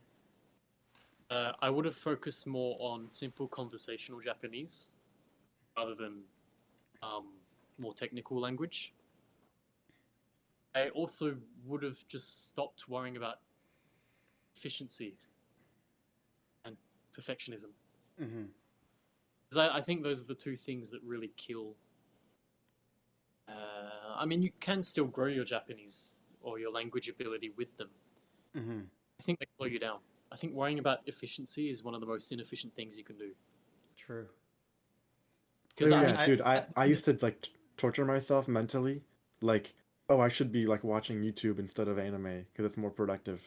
And then it just makes you not want to do anything. Yeah. But like, you really have to balance what you want to do with what the most efficient thing is. Yeah, I agree with everything you said. the thing is too, like I was always searching for like a faster way or a more efficient way to learn or to do things, how to speed up the process. In the end, as long as you show up, as long as you're getting in the hours every day, you're gonna get there. And I mean, It's true. sure, if you use certain techniques, you might be able to speed it up, but I don't think there's as long as you're getting in the input, I don't think there's going to be that much of a difference. Totally agree. I don't think there's a considerable difference. If AJATT stopped working tomorrow, what skill or habit would you built during immersion would carry in your career? I mean, the skill of being productive, using my time productively, focusing on accomplishing a goal. That was what I would say. I mean, this might have been caused by like learning Japanese, but I didn't really like have any big goals in my life before. But then I like realized that like working towards things for like 5 to 10 years is like really fun. Like I learned that like big goals are fun, and that's the True. biggest thing. I think I became aware of just how sort of I guess the difference between unconscious knowledge and intuition compared to actually consciously knowing something and remembering it. So when you learn a language with these sorts of techniques, it gets to a point where you're using sort of structures and words that you didn't even know were inside you. I think that's a really Oh yeah. It's true. that's kind of a really revealing experience where you just know what, like, wow, Yeah, when you learn Japanese, it's like you have to be very intentional about it, or else you'll never get good. So you kind of have to be efficient. You kind of like force yourself to know how skills are actually developed. You can't like half-ass it. So you're kind of like you know how to develop any skill after you learn Japanese. It's true. that's one thing too. It's just realizing that to be good, I mean, if you put 5 hours a day into anything, within a year or two, you're gonna be better than 99% of other people doing that. Yeah. Yeah. So And when you that's- have that knowledge, it makes it a lot easier to pick up new skills. You realize it's not so much. I mean, obviously, talent and genetics and everything does play a role. But if you do something again and again every day, Mhm. you're going to be better than it. You're going to be better at it than most people. Yeah, I strongly agree. I think, and as you said, unconscious acquisition. I think it applies to a lot of different skills. You know, human brains are very good at picking up patterns and learning unconsciously, not just language. And yeah, I think. Sorry. What was the second point you made? Learning skills, or Learn- the point he made. Never mind. Never mind. I think that's it. That's all I have to say. All right. Okay. We need this Gaijin guy because his vibe makes us productive. Oh yeah. I'm not sure if you've already covered this topic. Is it a good idea to look for jobs in Japan through recruitment agencies? What are the I think it's a bad idea, and I've never really heard good stories about it. Usually you get lowballed. You know, just rely on yourself. Don't rely on an agency. You know, they take money from you. You know, it can all this stuff can be done for free. So unless you're like a highly skilled professional who's already several years into their career, you're looking to do a mid-career transfer to Japan, then I don't think it's useful, especially if you're a new grad. Do it yourself. If you speak Japanese, most of those recruitment agencies are for people who barely speak Japanese and third worlders and people who are desperate. If you speak Japanese, use your Japanese and just do it exactly like a Japanese person would. That's what I got to say. Okay. What are some things that should get the most attention for intermediate learners who don't have a lot of time to spare if the goal is to pass N2 or N1 and become better in listening and conversation? Is this the one on Listening to Discord? Discord. Listening to conversation. Yeah. Just listen to everyday speech. Listen to more of that. Just Mhm. listen to what you want to understand. Yeah, Yeah. just do what you want to do and you'll get better. You said intermediate learners, so you don't have a lot of time. So then, I mean, I would focus on pushing your cutting edge. Find stuff that makes you work. If you're only immersing with stuff where you already understand everything, maybe your growth will be limited. So, I mean, push yourself regularly, and really, there's no trick. There's no magic trick to anything. You just do it. You just do the hours. Stay consistent, and the results will follow you. I think that's the moral of the story. Okay, I have another question here. This guy, I like this guy. We've talked personally. He said he has about a year left for his CS degree. Already has N1, working on his Japanese, but it's not perfect, although it's probably more than good enough for what's expected to work in tech. Don't have much programming experience or projects, and he's a CS grad, or he's graduating soon. I have no idea what to focus on or what expectations are. So we talked about a lot of that in this interview, but I would say, I talked to him personally, and he said he doesn't have a lot of experience. So, you speak Japanese, you're getting a degree, so your number one priority should be to just get some kind of experience, which you can use to talk about in the interview and make yourself look good. So that could be an internship, could be a serious project which you engage on your own time, something where you work with a team. Yeah, that's all there is to it. And then just apply to so many companies that at least one will say yes. And this guy said machine learning. Yeah, I think machine learning is a good career to get into. All right, let's find the next question.